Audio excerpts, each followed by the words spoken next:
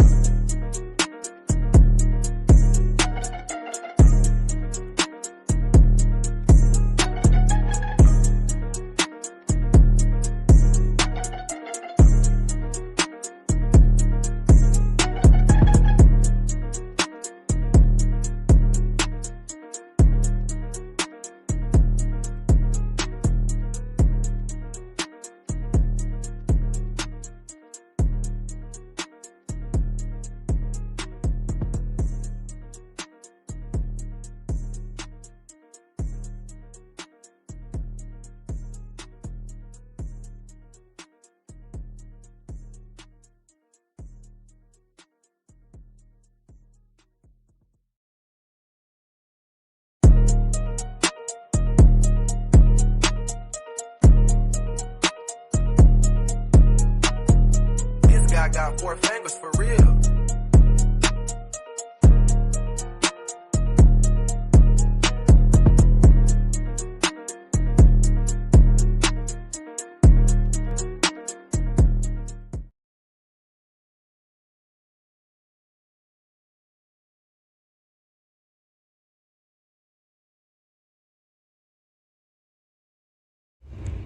Remember, when you see me in the streets, holler at me. Say, put me in the game, Coach Smook. Put me in the game, Coach Smook. Put me in the game, Coach Smook. Like, share, subscribe. You know we keep it live. Put me in the game, Coach Smook. Put me in the game, Coach Smook.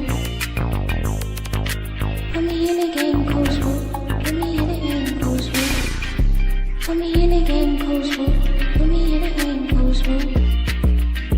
Put me in the game, Coach Smook. Put me in the game, Coach Smook. Like, share, subscribe. You know we keep it live.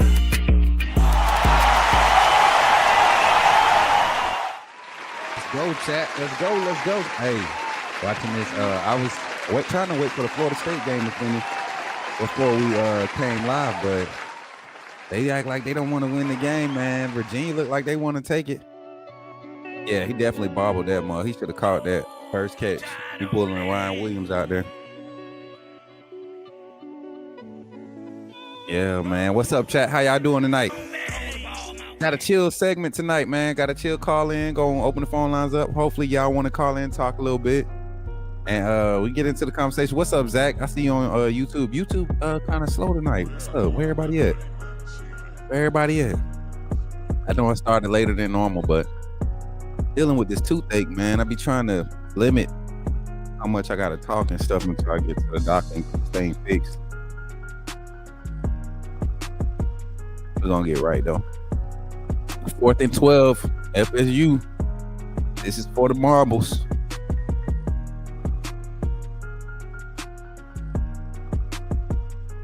I can't believe FSU about to lose this mug, bro.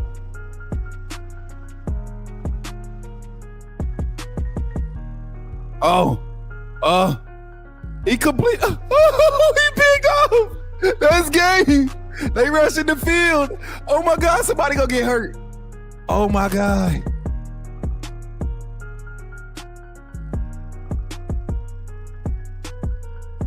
Oh, way to end it. Oh. Dang.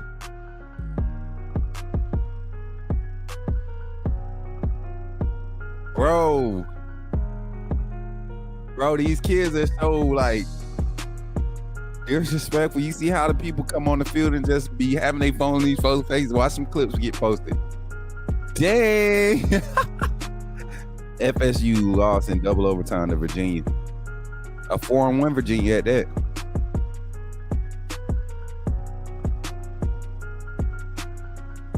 College football.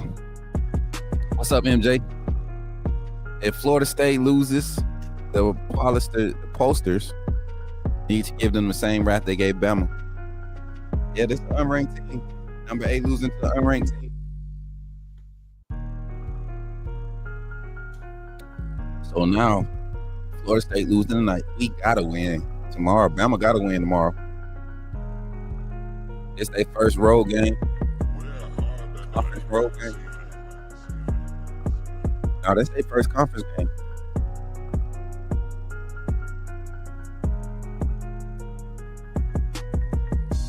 Dang. Look like almost every 10 years, don't it?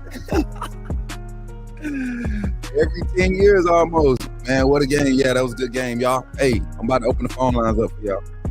I'm gonna stay open. We're gonna stay on the tune a lot tonight. We're gonna get into some topics. Let me see if Megan is up.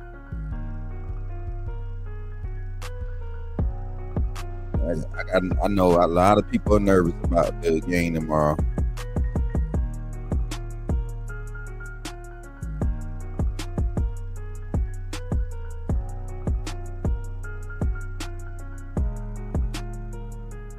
All right, y'all. Let me get this phone line opened up, and we're gonna start talking about some of the big games tomorrow. I'm gonna just open the phone line. We're gonna talk about some of the hot topics. We didn't really get to talk about the portal window being closed. We only got one portal window now. We didn't get to talk about all that stuff, so we can talk about that tonight. Let me get my mouse and stuff together. What up, Sully? And I had to turn that doggone live sim off earlier, bro. That joint was pissing me off. NCAA 26 to do that to you. Boys.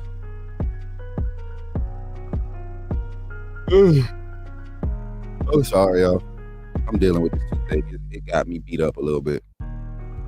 What up, Tim? He said Bama dropped 13 spots when they're ranked. Florida State beat them. The Seminoles need to get the same treatment, but we Bama fans know that won't happen. I ain't worried about it, man. We gotta beat Georgia. That's all we need to do. On the 4th minute, NBA back. Virginia won the 17 play drives. We should have beat the Sox off of Florida State. How you figure that? Florida State they had home field advantage. He just played at home, man. Makes a difference. They definitely didn't play that like they played when they played against Bama. I think they did. I think Virginia just had a more disciplined system. They didn't miss tackles. It wasn't like Virginia's defense was crazy good tonight. They still gave up 30. They don't drop that on a bye week as well. Hey, that's fine, man. I'll be worrying about them sorry ass AP polls. Had to eat and take a nap from earlier. Marcus facts. Oh man, I actually am my two FSU eating humble pie. I don't know, man. I don't know. They still in the driver's seat for they college football playoff, and they scheduled. I think they only got Miami really to worry about. Our first drive was a game plan to beat a long drives. Facts. We had a good game plan in the first drive. Couple of drop passes on some of those key 3rd and 4, 3rd and 7. We had 3rd and 4 that we dropped the pass on. We had a 3rd and 6. We had a 3rd and 5. You gotta be able to convert some of them passes. Those were all set up by 2-3 yard runs. Virginia, they did the same thing. The only thing they had different with us was their formations for the run sets was a lot more stacked. Bigger bodies in the box. Florida State is kind of beat up front too on the line. 334-625-1121. Let's go ahead and open the phone lines, man. We're gonna go ahead and get in the segment, man. But before we do that, listen, this is how you become a member of the AAA family. I forgot to pop this off. Glad you chose to stop by the channel today. Just wanted to give you an opportunity to really become a part of this community here at the Coach Smook Network. We like to call ourselves the AAA family. The AAA stands for authenticity above all. We just want to give you an opportunity to become a part of this community because we're growing and we're doing something special here as a fan base, not just for Alabama, but the fan community as a whole. We're creating an environment where it's safe to be yourself, be authentic, and meet people who share the same passion you share, whether it's for the same team or not. You can do this by becoming a member of the AAA family. You simply start by just clicking the link provided to you by one of the moderators in the chat, or it'll be pinned to the top of the chat. Click that link. It'll bring you to my homepage.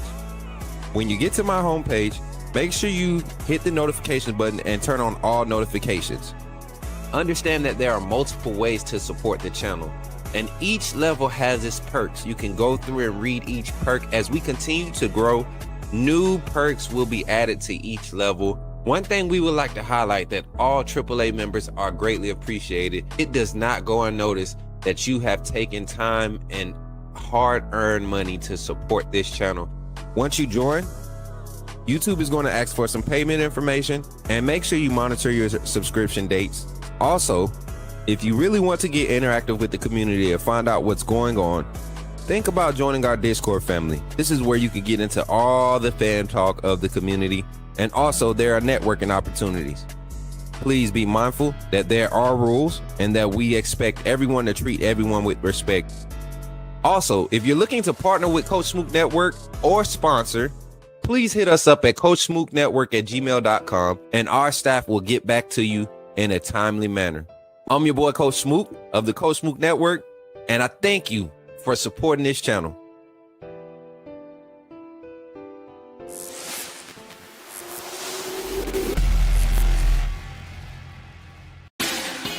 Put me in a game, Coach Smook. Put me in a game, Coach Smook. Like, share, subscribe. You know we keep it live. Put me in a game, Coach Smook. Put me in a game, Coach Smook. Put me in a game, Coach Smook. Put me in a game, Coach Smook. Put me in a game, Coach Smook. Put me in a game, Coach Smook. Put me in a game, Coach Smook. Put me in a game, Coach Smook. Like, share, subscribe. You know we keep it live.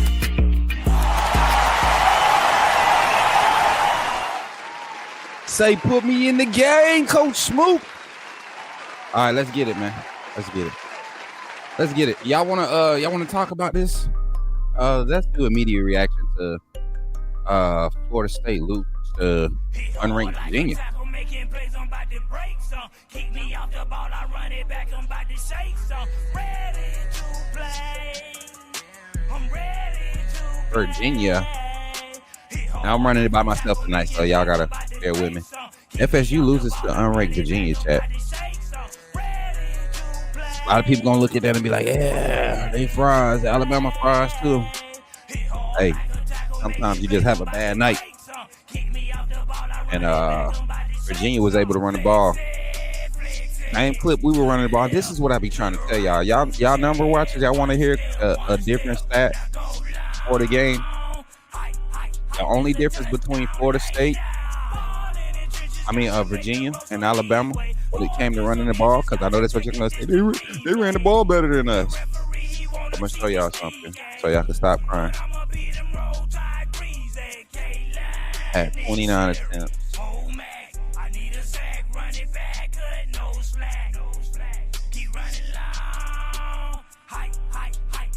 So yard per carry average for Florida State this game was 4.4 yards per carry. Their best carrier averaged 6.7 yards, which was Xavier Brown, who had the second most carries. He was like the relief back, had the second most carries. Their lead back averaged 3.7 yards per carry. In the Bama game, Kevin Riley, who had the second most carries in that game, averaged 6.2 yards per carry. Richard Young, who was the lead back, who had the most carries, averaged 3 yards per carry. Guys, Alabama just didn't run the ball enough. It wasn't that we couldn't run the ball. We ran the ball 29 times for 87 yards. If we run that ball 10 more times on average, what's 10 times 3? If we're talking about an average yards per carry 3.8, 10 times 3.8 is 38 more yards. That's 100 yards. That's y'all want these 100-yard total rushing games. Y'all want a number wise. We were on pace. We could run the ball. But Ryan Grubb said it. We got away from the run. It happens, man. It happens. So let's get into it, man. Phone line is open 334-625-1121. Want to hear y'all thoughts on the game tonight. I didn't get to watch the whole thing. I tapped in at the beginning of the third quarter. And Virginia's defense just looked disciplined. Something that we haven't seen from consistently from Bama over the past few losses we've seen. So that's a huge part to it too. So let's get this phone line open. Zach is on the line. Call from Zach Willie. To accept, press 1. To send a voicemail. Yo, Zach, what's up, man? You in the game? Talk to me, my boy. What's good, Coach Smook and AAA family? How are y'all doing this evening? We're good, man. How you feeling, brother? I'm feeling good. First off, I gotta say this first off before I get into my spilling everything. Prayers go out to Latham and his family, for a speedy recovery and everything after his serious neck injury. I'm praying for you, brother. Hope all is well, and I hope you make a speedy recovery and can come back and play some great football for Alabama. 100%, man. Yep. Okay, now Florida State. I mean, they were still in the game, but Virginia just did what they had to do to win the game. Florida State didn't give the effort that they gave against Alabama because they was on the road, and it's a lot harder to play on the road than it is at home in front of your home crowd. We all know this, and I knew coming into the season, Florida State was due to give up a game that they wasn't supposed to lose, because that's on pace for every team in college football nowadays with NIL and the way that college football is even now. Teams are going to lose games they're not supposed to against teams they're not supposed to lose to, that normally in the past they would have blown out, and so you just got to tip your cap to Virginia. They executed their game plan very well tonight, and they just outplayed Florida State. 100%, man. 100%. Jason Jackson, I got an official report on it. He came down with a sickness. That's what they're reporting it as. But I also have my own thoughts on it after talking with some of the players tonight.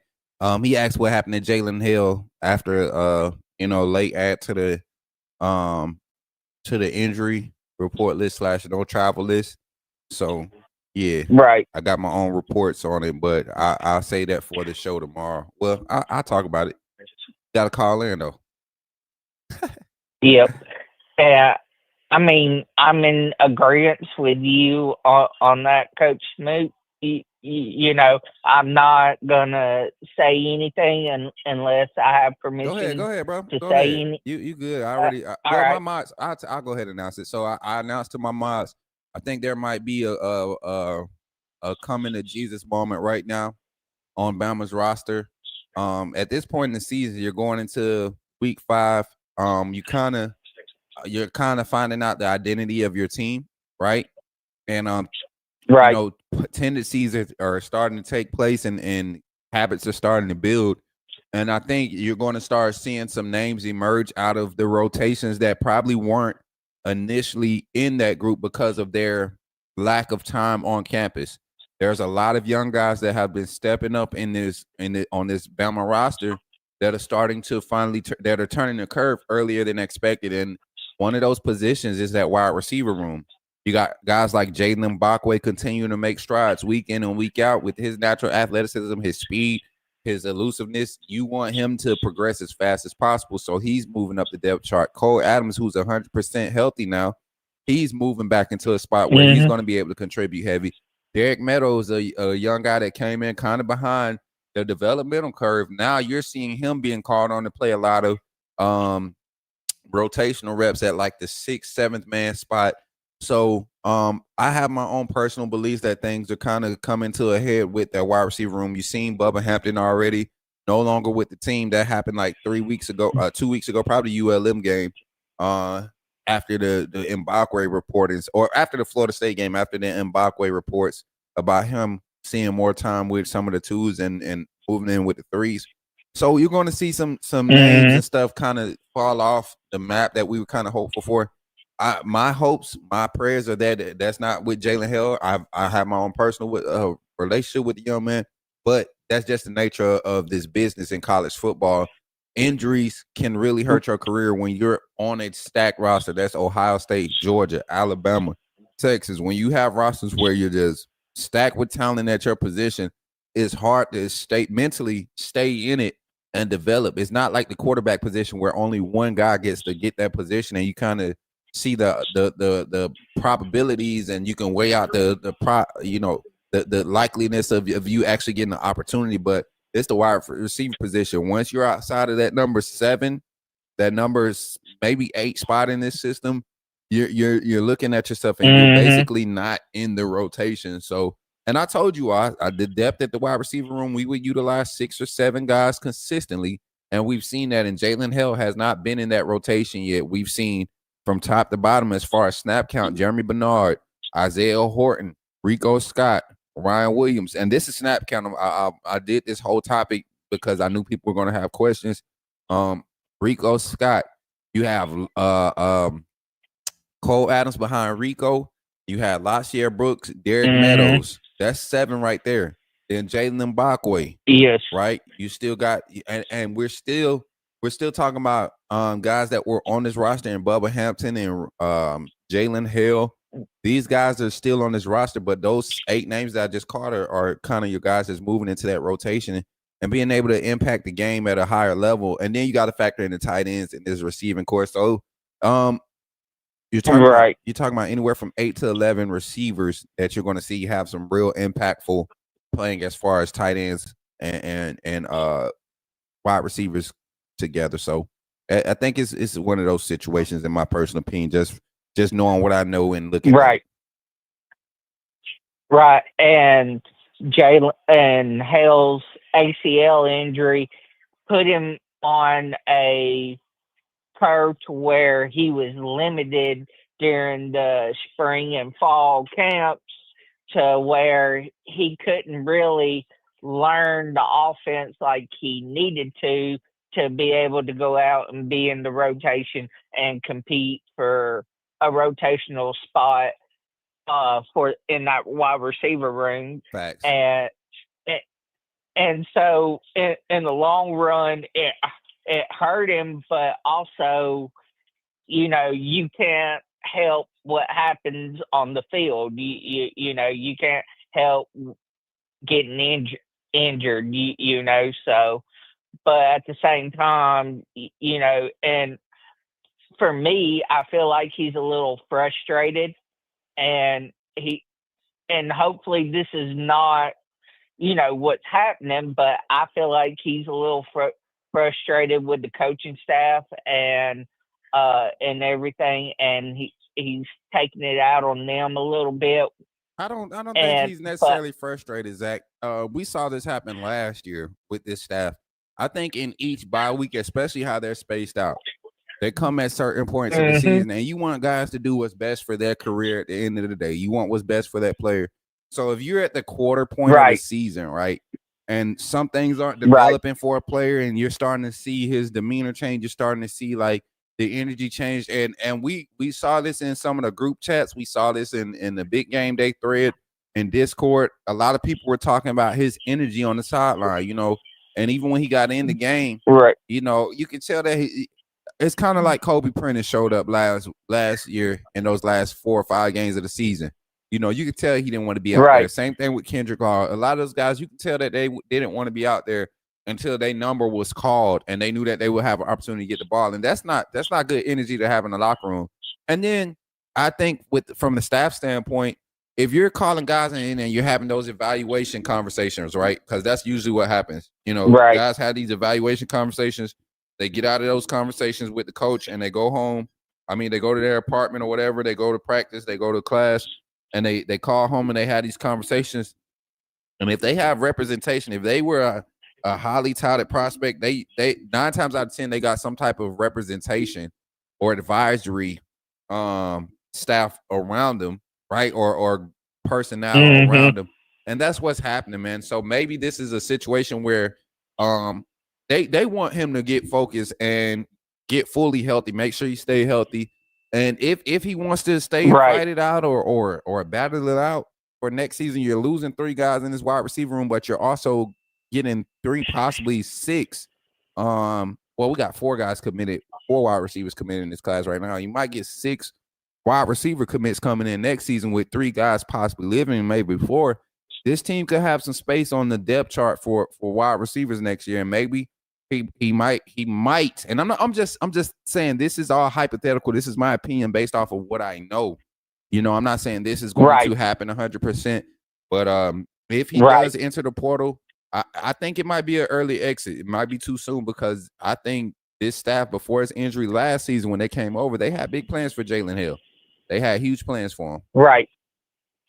right, and we even discussed this last season, how his injury would hurt him, moving forward because of the type of injury he had and the time frame that he was going to miss, And so I think it's just all of that combining on top of him, and he probably has people in his ear like saying, hey, you can go somewhere else and and look and put in effort and earn a spot because you're talented.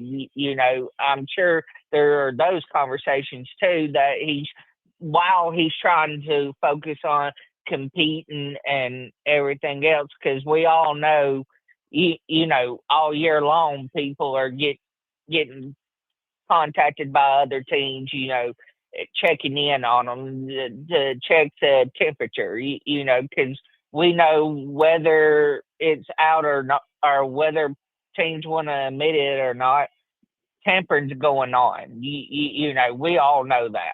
It's no longer tampering. When you're allowed to have representation, right, when you have agents and stuff, it's no longer tampering because they're not, as long as you don't speak directly with a player, you could communicate through your representation. There's nothing illegal about that because then you're still giving your representation the power to advise you on the best decision on your career. And that's all you're doing. You're consulting with representation. right, So all of this old school mindset of tampering is out the window. There's no more tampering, chat. I mean, family, college football fans, there's right, no more tampering. When you're able to come out of high school being represented by an agency, right? Or your Mm-hmm. image or you have a brand coming out of high school at 17, 18 years old, 16 years old now, and you're able to legally be the face and the brand of this.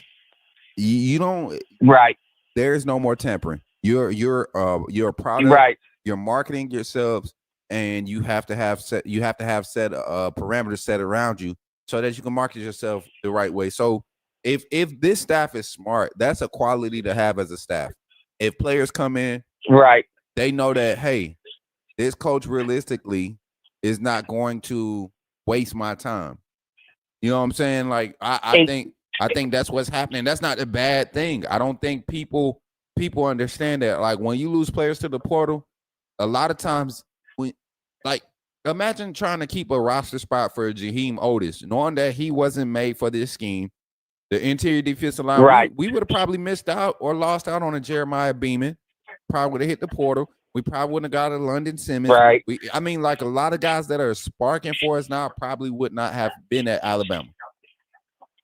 Right.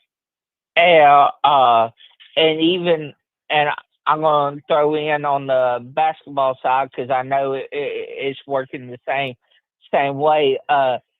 Coach Nate Oates is very smart, and a lot of the players that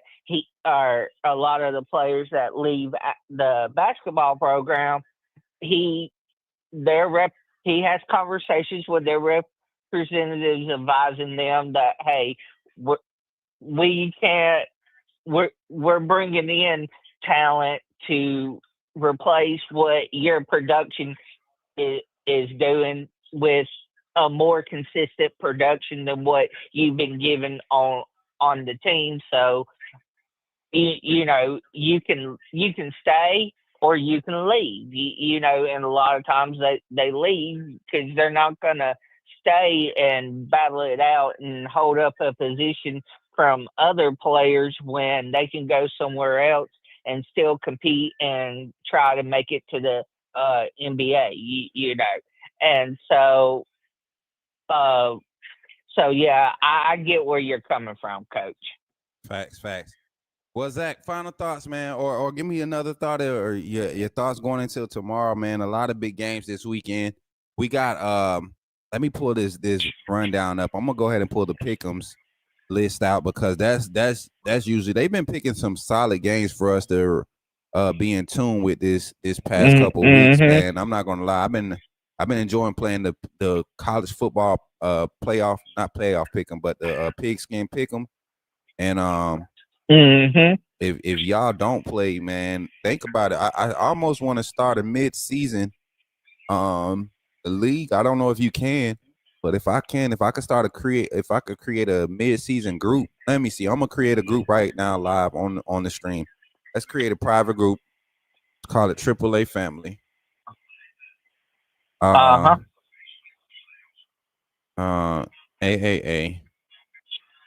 all caps, 2025. And we're going to do standard. All right, we're going to start it right now. I'm going to post this in the chat. This is our college football fantasy pick'em. Oh, dang, I think I got too many characters. Let me see. I can't post it in there. Let me see.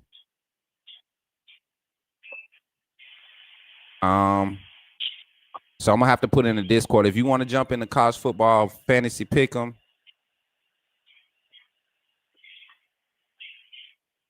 fantasy college football pick'em,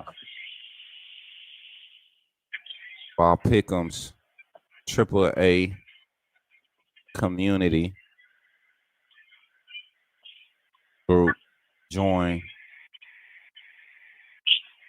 here, and this will start everybody's scorecard at the same score. So if you join this week, tomorrow's picks will be the first picks on your scorecard here. And let's see if I set it up right. AAA Family, there we go. All right, let me get in here and get my picks in. Oh, we do got picks in already. Did I do my picks already? I probably did. Monday. I already had my mind made up what I was gonna do Monday. All right, Zach. So we got games tomorrow. USC, Illinois. That's supposed to be a big one. That's supposed to be a big one. A lot of people still think Illinois might be legit. I'm not sure, man. I'm not sure. After that beating they took from Indiana, I still don't think Indiana looked good, in my opinion. Like I'm just being honest. I don't think Indiana looked good. Yeah. Illinois played a bad game. Everybody's gonna play their one off in that first 5 weeks. Some teams gonna start hot. They got new schemes, new coaches, new personnel, and then somebody's gonna catch on. A coordinator's gonna catch on, be able to make the right adjustments, and make it hard living for a new unit trying to get their cohesion and things together. And that's what Virginia did tonight. They've had 3 weeks of Florida State film to collect, and they saw Alabama be in position to make plays, but then they saw, a lack of effort, and so they probably keyed in on making effort tonight. And Florida State offense still was explosive. They killed them in the pass game. Deuce Robinson had a career night.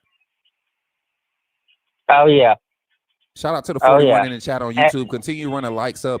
Make sure y'all continue to share it. If you're on Facebook, drop a reaction, leave a comment. Let me know where you're watching from. Twitter, TikTok, Twitch, Kick. We live on all the platforms. Make sure y'all stay up with us tonight and show some love. Get on this phone line.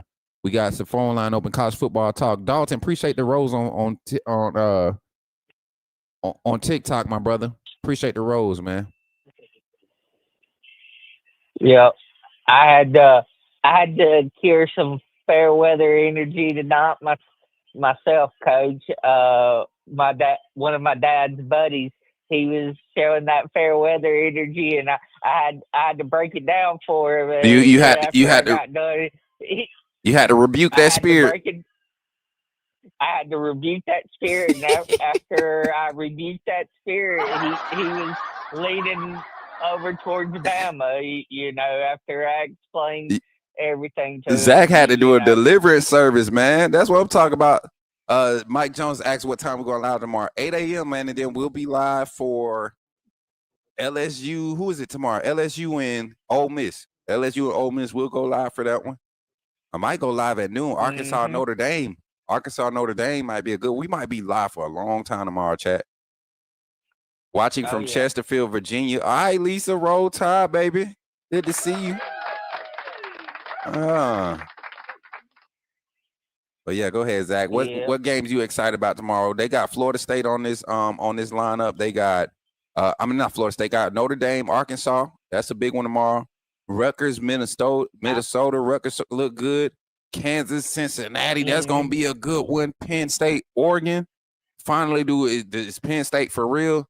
Colorado, BYU. Yeah. That might get interesting. Y'all, we got some games tomorrow. Talk to me, Zach. Oh yeah.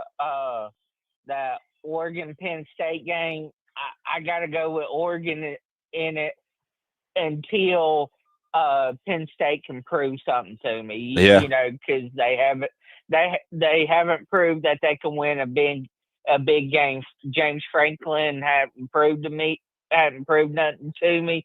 That Colorado BYU game, that's a 50-50 game right there. It could go either way. I'm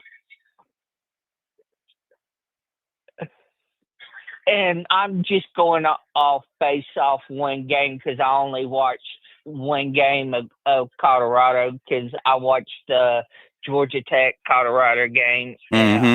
So I can't really do a fair assessment of Colorado because I haven't watched enough film to really do a fair assessment on them. Right. So, but yeah, that Notre Dame, Arkansas, I'm leaning towards Notre Dame in that one, in a close one, because I think Arkansas will come out and make it a game, but Arkansas is going to do Arkansas and fumble the bag late, like they did against Memphis, like they did against Ole Miss. Are they playing? But Zach, are they playing in Fayetteville? If Notre Dame's on the road, Notre Dame has not looked good on the road this year. See, they playing in Arkansas. That's an early game. Arkansas gets up Oh, and plays those oh, noon games. That's the 11 a.m. okay. game. I already picked. I already got my picks in. I ain't showed y'all yet, but I got my picks in, and I'm gonna give y'all this one. I got Arkansas upsetting Notre Dame. I just think Notre Dame going to be a good 3-loss team.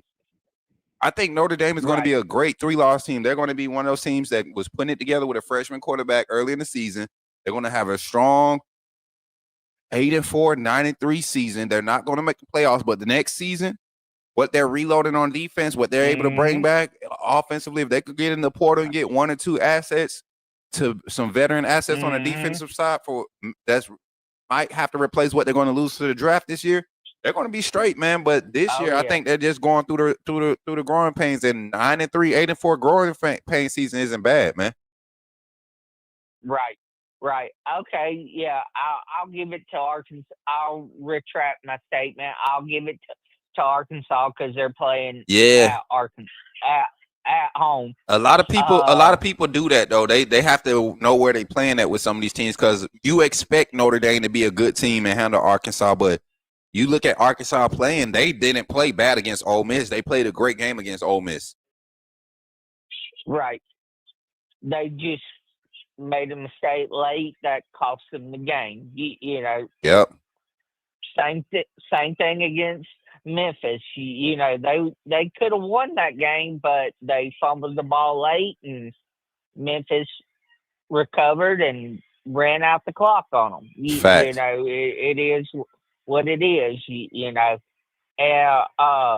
but yeah, the game I'm looking most forward to is the 6:30 game, Alabama and Georgia. I just have this feeling that Alabama's going to come out and prove the nation wrong, and go into Athens and knock off that 33-game home winning streak. Yeah. And just and whoop some tail. Cause we ready tonight, Zach. You go. We ready. We ready for y'all. Cause we ready. What? We ready. What? We ready to whoop your butt in Athens. Look, I said tonight, Zach. Zach could hold it for the. Listen, you know what I think is happening though in the Bama fan base. I think across the Bama fan base, there's a calming happening right now, and a lot of people are calming down because they talked a lot of stuff in the offseason, right? And they scared to back it up. They scared for some reason. I don't know why. I don't know why that Georgia win against Tennessee. If you go watch that game again, man, Georgia should have scored 50 on Tennessee's defense. That Tennessee defense looked bad. They looked bad, and that was supposed to be their saving grace this year. The offense, that Tennessee offense actually didn't play bad. Take even with the 2 turnovers, they still could have won that game. Right. Georgia's won that game. Georgia's offense didn't look great either. They didn't look great. No. And everybody's bragging about how Gunnar Stockton shocked the world. Gunnar Stockton didn't shock the world. Gunnar Stockton made what, 3 or 4 good plays against bad DBs. I give him 6. He made like 2 or 3 big runs with his legs, right? And that's what you need to win in those games. You just need your quarterback to make 7, 8 plays in 4 quarters. That's 2 plays a quarter. I need my quarterback to do something special for me at least twice a quarter. Get me out of a bad spot. Right. If I get in a bad spot, that's 1. And then 2, make the big play when they present itself. And he was able to do that for 4 quarters. So I can't hate on that. Right. But like you said, Tennessee's defense, a lot of people, they talk about the 2 starting corners being out, but talk about the defensive lineman being out too. That's a big thing with Georgia. And they were still able to contain the Georgia run game. So I don't know, man. Everybody's saying we can't stop the run, all of this other crazy stuff. I think this is the perfect game set up for Alabama, an aggressive, 110% effort, chip on the shoulder type Bama team focus. This is the perfect game and matchup for us. Right, right. And I mean, I'm excited because I think I think like you said, Bama has something to prove in this game, and I think Ty Simpson's going to come out with that comfortability that he's gotten in the last two games, and that fire and passion from the Florida State game. As bad as our defense played in that game, he didn't lose us the game. Our defense lost us that game. Uh, uh, and so I just think he, everybody's coming out with something to prove, and Ty is going to have probably one of his best games of the season tomorrow night. I think Ty has the opportunity to go for over 400 yards against Georgia's defense. If Now, whether or not I'll be happy with 300, but I think he has a chance to go for 350 to 450 yards tomorrow night. With what I've seen from Georgia's defense, I don't trust their defense. I don't trust their secondary to be able to stop our receivers, because to be able to stop Bernard and Williams, you're going to have to double team them, and you can't do that because then you're going to leave Isaiah Horton, Loxier Brooks, the tight ends, the run, Jam Miller, Kevin Riley, coming off a wheel route. You're going to leave somebody open that don't need to be open, and it's going to be a big play. And so I think with the way that Georgia's going to have to defend our wide receivers, I think it's set up for Todd to have a big game. Facts. And I think Nay Hudson on TikTok just said she feel like they're gonna be so focused on Williams tomorrow. I don't think so. I think Kirby is going to play so safe that it hurts them early, and when it's time for them to get aggressive, Ty is going to be so comfortable that the big plays, I don't think he's going to throw the ball more than 35 times tomorrow. I just don't think so. Mm-hmm. And Ty Simpson going 29 or 34, 29 to 35, 28 of 35 or something like that tomorrow, averaging 11, 12 yards per pass. That's easily a 300-yard game. I don't know if he hits that 400-yard clip. If he hits that 400-yard clip, that means Georgia's not able to stop the run or the pass at that point. That means they're struggling. Right. They're behind in a lot of spots. But I don't know. I think if we don't use tempo and allow Ty to get those guys moving left or right and allow him to make those quick decisions early, then that's when we'll run into a problem. The run game has to be the primary source for the short yardage. We got to be able to be effective in that. And then just being able to hit our target number of big plays. Ty Simpson, I don't think he's going to be our issue tomorrow. I'm going to tell you where our issue is going to come from. Wide receivers having to make the big plays. This is the game where they're going to have to face some physicality in that secondary. And it may not be the coverage that hurts us. Maybe the physicality, maybe after the catch, the yards after the catch, that's what's going to hurt us, because Georgia's coming downhill to hit. They tackle well in open space. They didn't tackle well against Tennessee, but they have tackled well up into Tennessee. So we'll see. Right. We'll see, Zach. Yep. Okay, let me ask you this. Do you believe that with what you've seen against Tennessee, do you believe it could turn into a problem against Alabama with the lack of tackling that they did against Tennessee? If they tackle, if either one of our teams show up and tackle, if Alabama shows up and tackle like they did against Florida State in week 1, we lose this game. And I think we lose this game closer because I just don't see Florida State's offense being as explosive in the run game as Tommy and the way that they utilize that read option. And then but if Georgia tackles bad against us, it's a blowout, man. It's a blowout. I think Ty Simpson will pick on whoever's struggling And the secondary, listen, the problem with Coach Saban and Coach Smart's defense is, right, is when you find a mismatch and you strain that mismatch and now you pull them out of the multi-look concepts that they're able to run fluently. That's when you simplify them, and then that's when the lack of continuity shows up.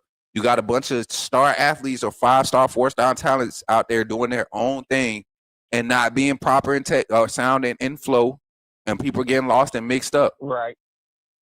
So I'm looking at it, man. I'm looking at it, and I think Alabama, it's all set up for Alabama to win. The pressure's really on Bama. Like Georgia fans, I don't think Georgia has any pressure on them. Everybody's expecting Georgia to win. They expecting to win. They think they're the better team. I think the pressure is on Bama. Zach, we got another call coming in right now, bro. Roll Tide. I'm gonna get you back on later on in a few, okay? All right, Roll Tide. Roll Tide, Zach. Got another call on the line, chat. Call from It's big folks.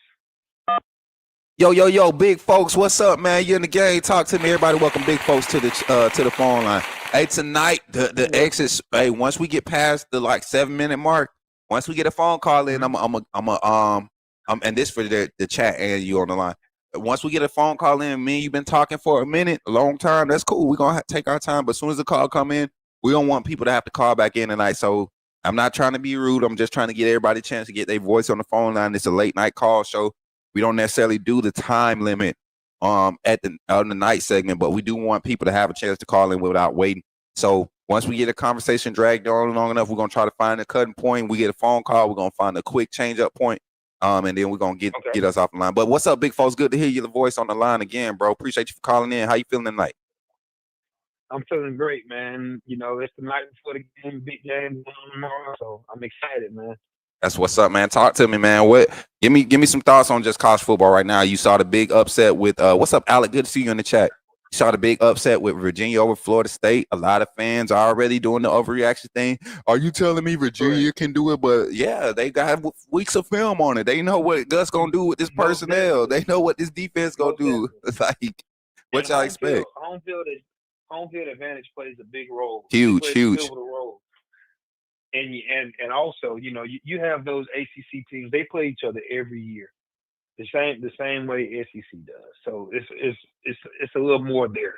And that was Florida State Super Bowl beating Alabama. You know, that was their Super Bowl. So I'm not going to say that it's reason to panic, but what we need to worry about is Georgia. You know, that Florida State game is over with. Facts. And I will say my keys to the game on offense: limit turnovers. You know, I got a feeling Ty's gonna take care of the ball. And on defense, stopping the run. Let's make Stockton show us he can beat us through the air. Yeah. And you know, if we can make them, I say it like this: if they throw the ball 40 times, I think we win the game. That's what I say. If we force Gunner to be a passing quarterback like he was against Tennessee, I think we win. I think we in a good position with our personnel and how we play the run game. We want people to put the ball in the air. We contain the run game. If our run game containment has you below your average, and Georgia right now is averaging 4.4 yards per carry. If we get this team in a situation where they're only averaging anywhere from 2.4 to 3.1, they struggle. They're behind the sticks based off of their pace of play calling. And we know our pass defense has been a lot better than our run defense. So we want to play to our strengths. We want to force them to play calling to our strengths. And I think we have a good chance to do that tomorrow. Yes. And I don't feel that we as Alabama fans right now, as a collective, are appreciating what DeMontis Jackson is doing right now. Last season, he's almost locking down a whole side of the field. Every game. You know, I mean, this dude is playing at what I would say is All-American level so far this season. You know, he can play a game and you'll never hear his name called from the television broadcast. You won't hear it at all. Right. Got a comment in the chat, says Elijah Phillips says Bama cooked something up over the bye week. The receiver room is going to be deadly. A lot is going to happen. Roll Tide, we might go into OT. I don't see no overtime. if the wide receiver room goes off tomorrow, Georgia's in trouble. That means they're not getting no pressure on the quarterback.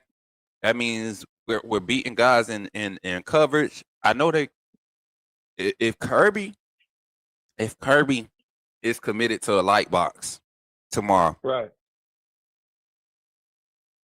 we have to capitalize on it. If we establish that We we have can beat the light box, both passing and running, they're in trouble, man. The defense, the scheme is not set up to handle the vertical passing threat. It's set up to force you underneath into lanes where you're giving you're free. In every defensive call in this system, there is no base zone. You're going to see very few base zone calls. Somebody you're going to have one rover in this defensive scheme at Georgia with Glenn Schumann calling the play calls. But those schemes, those games where you see two guys kind of able to roam and rover, that means they have your offense in a box. If Georgia does not contain us, they allow us to have an explosive run game. They allow us to be effective in our passing, efficient in our passing. It's going to be a long day for them, man. And the same thing for us. If we allow Gunnar Stockton to get going, it's going to be a long day. Yes, and I also say this: we need to take what he can take in the run game. Also, yeah. If he can get 4 yards, we'll take it. You know, but I do believe the middle of the field will be wide open for Ty, because I just don't see them spying him. You know, I don't see them spying. So I do believe that he'll be able to take off for a lot of yards. Facts. Tim said, I think the pressure is on Georgia because they have lost 10 of the last 11 games to Bama, and the one win was in the national championship game. I was thinking that, Tim, and I would have agreed before we lost to Florida State. I would have believed. I would have agreed before we lost to Florida State. And people look at this and be like, okay, so you know, being in the position that we are, the pressure shouldn't be on us. We should be able to go out and play free. I think this team needs pressure. The fact that there was no pressure going into the Florida State game is why they showed up the way they showed up. This team needs pressure. They perform well under pressure. The pressure was on them to come out and do something against ULM.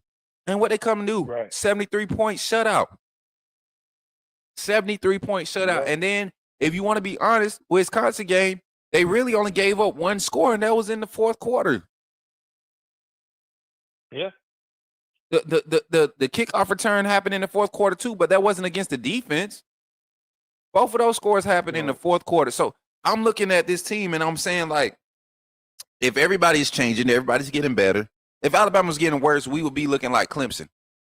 We would be looking like Clemson. Clemson hasn't dominated anyone on their schedule this whole season, and they haven't played. They played LSU week 1. They played a tight game against LSU, and we're going to see what LSU is made of tomorrow because Ole Miss is coming in with some fire, and I think Ole Miss is at home, if I'm not mistaken. I think so. Yeah, Ole Miss is at home tomorrow. So the LSU gonna have they have to answer their call tomorrow. See if they for real. Bama just got it week 1, bro. Bama, Texas, we got it week 1. And I can't stand Texas, but Texas don't look better since week 1. They've had lesser opponents that they just look weak against.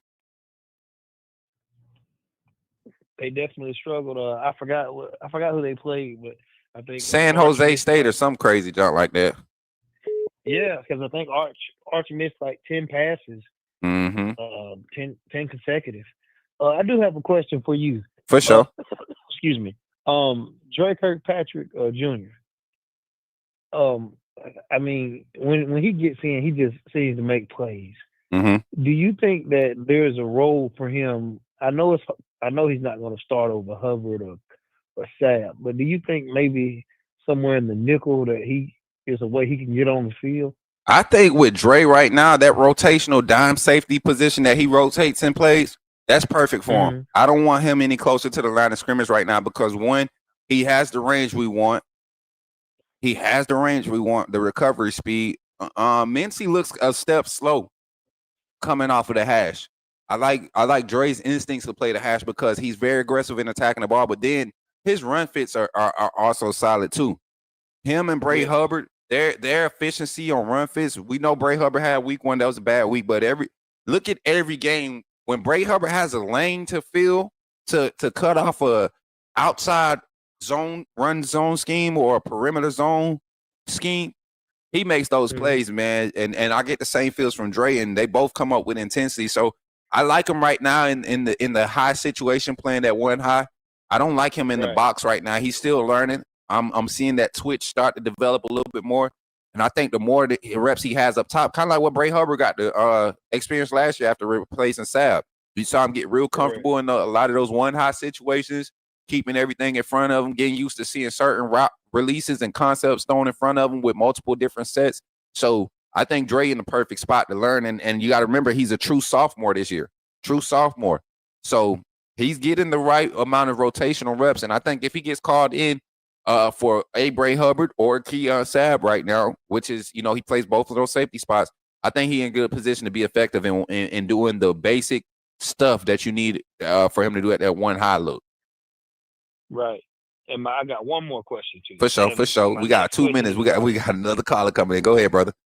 Okay. My last question is about pass rush. I know with the kind of with us having the 3-man front on a lot of passing downs, I know we're mostly a lot of times we're in zone.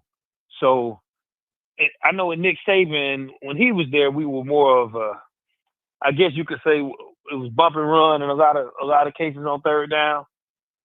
How do you feel that we could get more pressure from blitzing with more this 3-man front?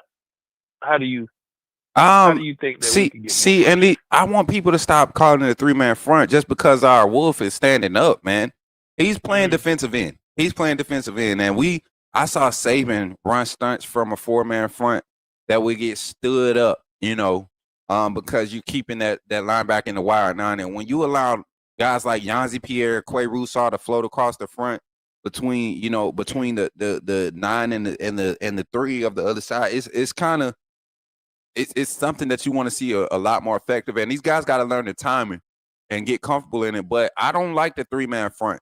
That little float look. I said I call it a light box.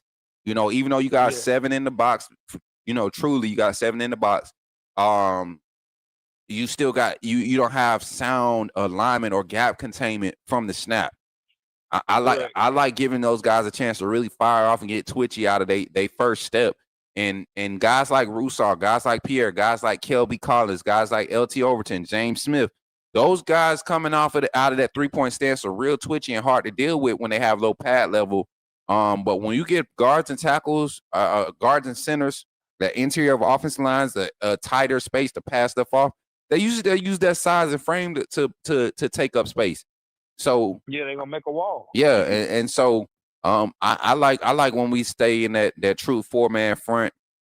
It may not be true for a true 4 defensive lineman front with personnel wise, but you got those same anatomical skill sets. We got Wolf players 6'3", 6'5", 6'3" to 6'5", all the way in 255 to 270. Rushing off the edge with linebacker like speed. I ain't gonna say 270. Let's say 255.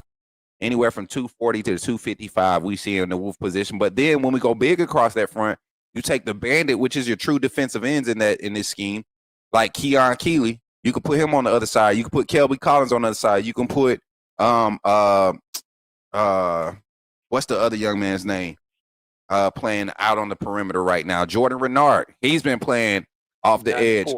I mean, literally these guys we got the skill sets. It's just we gotta have these guys aligned correctly. But I'm not big on that 3-man front. Unless you go to it, I think you could be effective in stopping the run with a true 3-3-5. If we're gonna run a 3-3-5, get Tony White like it with it. Let your overhang safeties or box safeties come and hug the box, right? And key off your reads. If you read pass off of the snap, go and drop back, contain. I think you can still run vision coverage off of the 3-3-5. I think it's more set up for it with the depth of your safeties.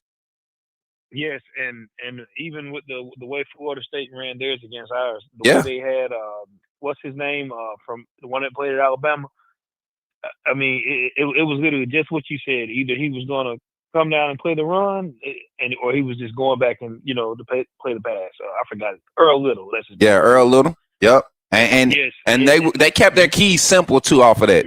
It wasn't a DB coming off the slot blitz, hesitating trying to bat the ball down. His job was to get the quarterback, and that's what he did. Flush the quarterback. correct.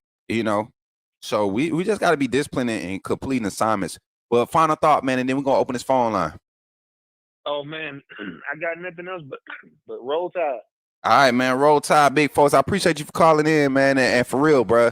Tomorrow morning, you know what time it is? 8:00 in the morning. We got the Coach Smook call-in kickoff show. The kickoff call-in show. I keep saying call-in kickoff show. But tap in, man, and show some love. Make sure you guys sharing it up. Spread the word. We got the live show on YouTube right now. All right, man. I'll be calling in tomorrow, man. Y'all For sure, bro. Roll tide, man. Yes, sir. Y'all give it up for that guy, big folks, man. We've been calling in for what, 3 weeks now? 3 weeks. This is second week. Second week he been calling in. My boy been calling in for 2 weeks now. Got a vibe going.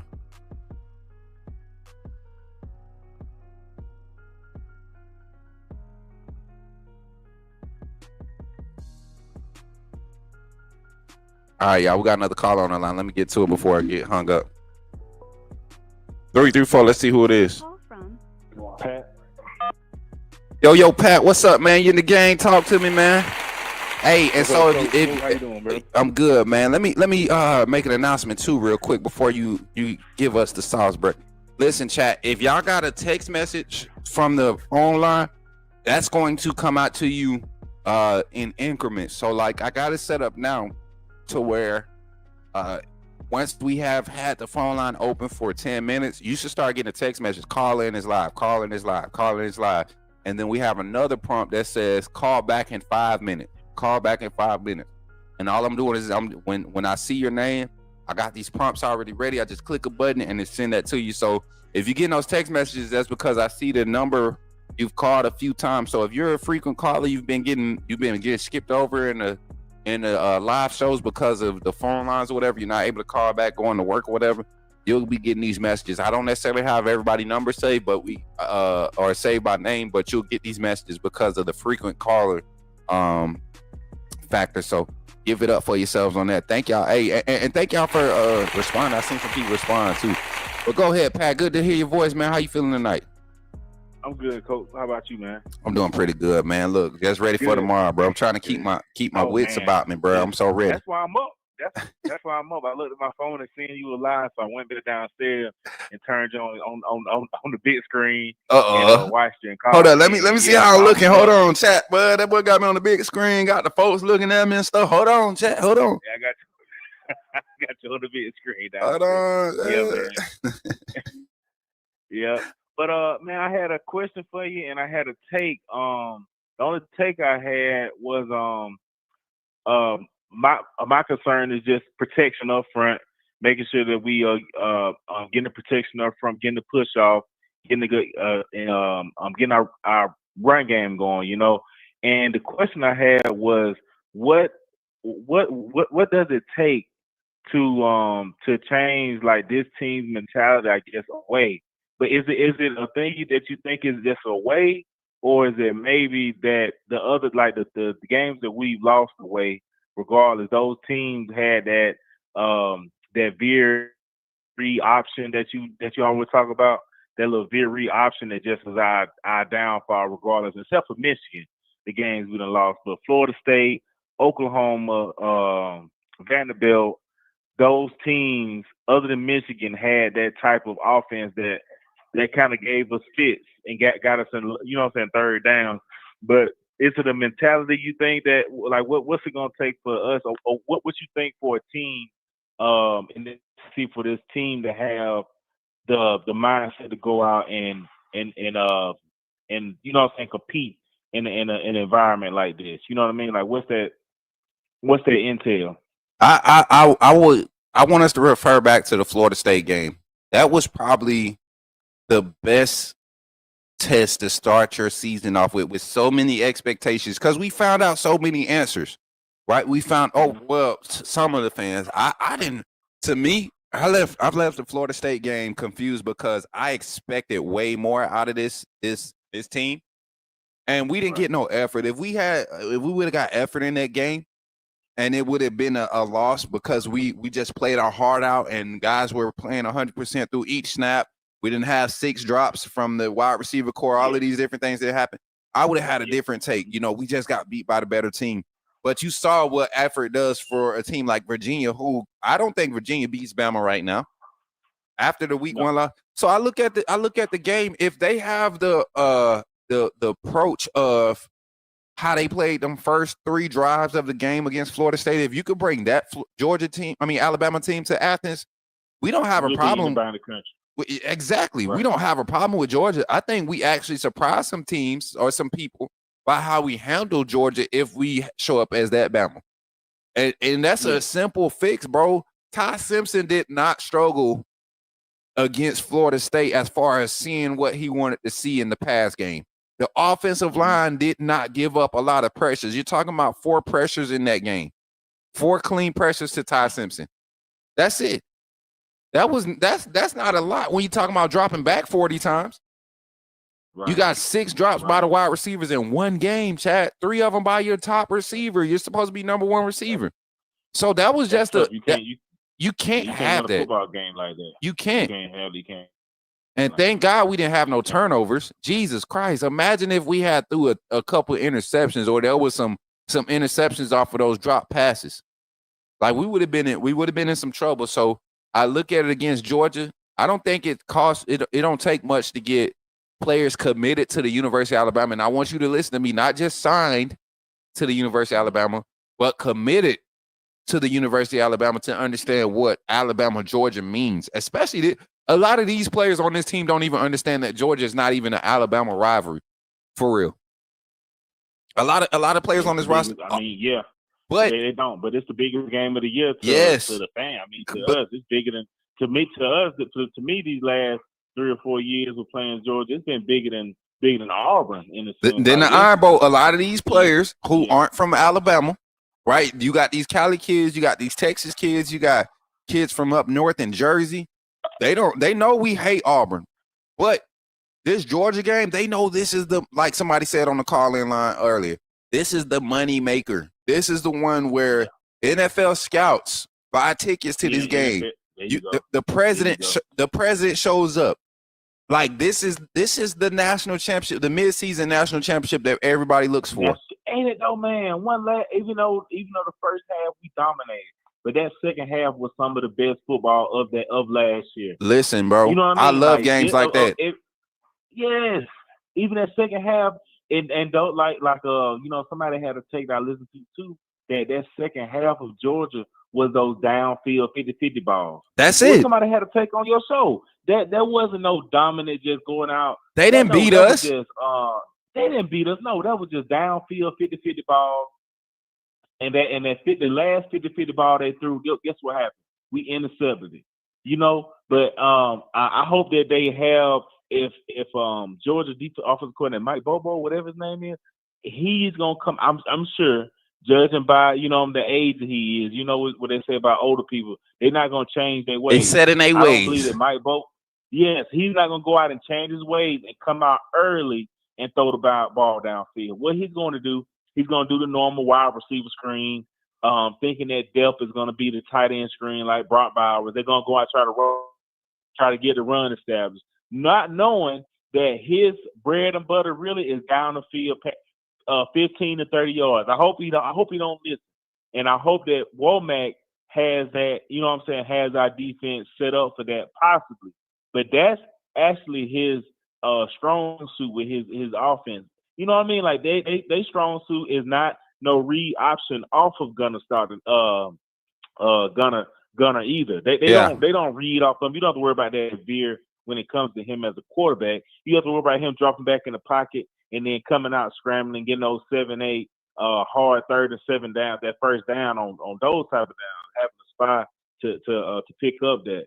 But as a really and truly to Georgia, they're not gonna go to their strong suit with throwing the ball downfield unless, which I'm feeling myself that we're gonna go up big early. Me too. I feel like I feel like we're gonna go up that 14-17-0 early, and that's when you get them in that late in the second quarter and they do this. It'd be the same as last year. They'll start throwing the ball downfield, but we need to when that happens, we need to apply pressure and then also cover that. You know what I'm saying? I feel like we got pretty much a better secondary than last year to cover that downfield pass like we'll do when we go up early. Because I feel better about this game than I did about Florida State coming in for some odd reason. Some odd reason with Florida State, I was a little nervous, and I was like, man, it's kind of feel, you know what I'm saying? It just didn't. I just didn't know how Florida State was gonna look, whatever. But and playing at Florida State, and it came out to be, you know, we took the L. But I feel confident about going to Georgia tomorrow. Man, listen, bro. Tomorrow, Pat. I'm. Maybe it's just me. Maybe it's just us. But I truly feel like we are going to blow this team out. Like I don't know what. The non-fan side of me, like just the unbiased part of me, is saying stay calm. They got it. The game got to be played. But the coach side of me, looking at what happened the last 2 weeks, bro. I mean, and I don't care about the opponent. Like people keep saying this, his ULM is Wisconsin. Y'all said that last year. Y'all said that the year before. Coach Saban, they had people say that the year we opened up and we lost to, or we played a sloppy game against USC with Jalen Hurts. This offense is going to struggle. And that's the year, his freshman year, he leads us to a national championship, and we leave the field with the lead. When he left off the field, we had the lead. That wasn't Jalen Hurts' fault that year. And so I think some of your best teams come through week 1, week 2 adversity. Ohio State did it a few years ago. Like we got. They want to get. They were last year. They wanted to get rid of Ohio State coach after they lost to Michigan. Yeah, they want to get rid of him. Yeah, and he was already 9-1, or not? He was undefeated going into that game. Because going into that game, and he always lose to Michigan, so they was threatening the man. That's it. We tired of it. They wanted. You don't have nobody else besides that.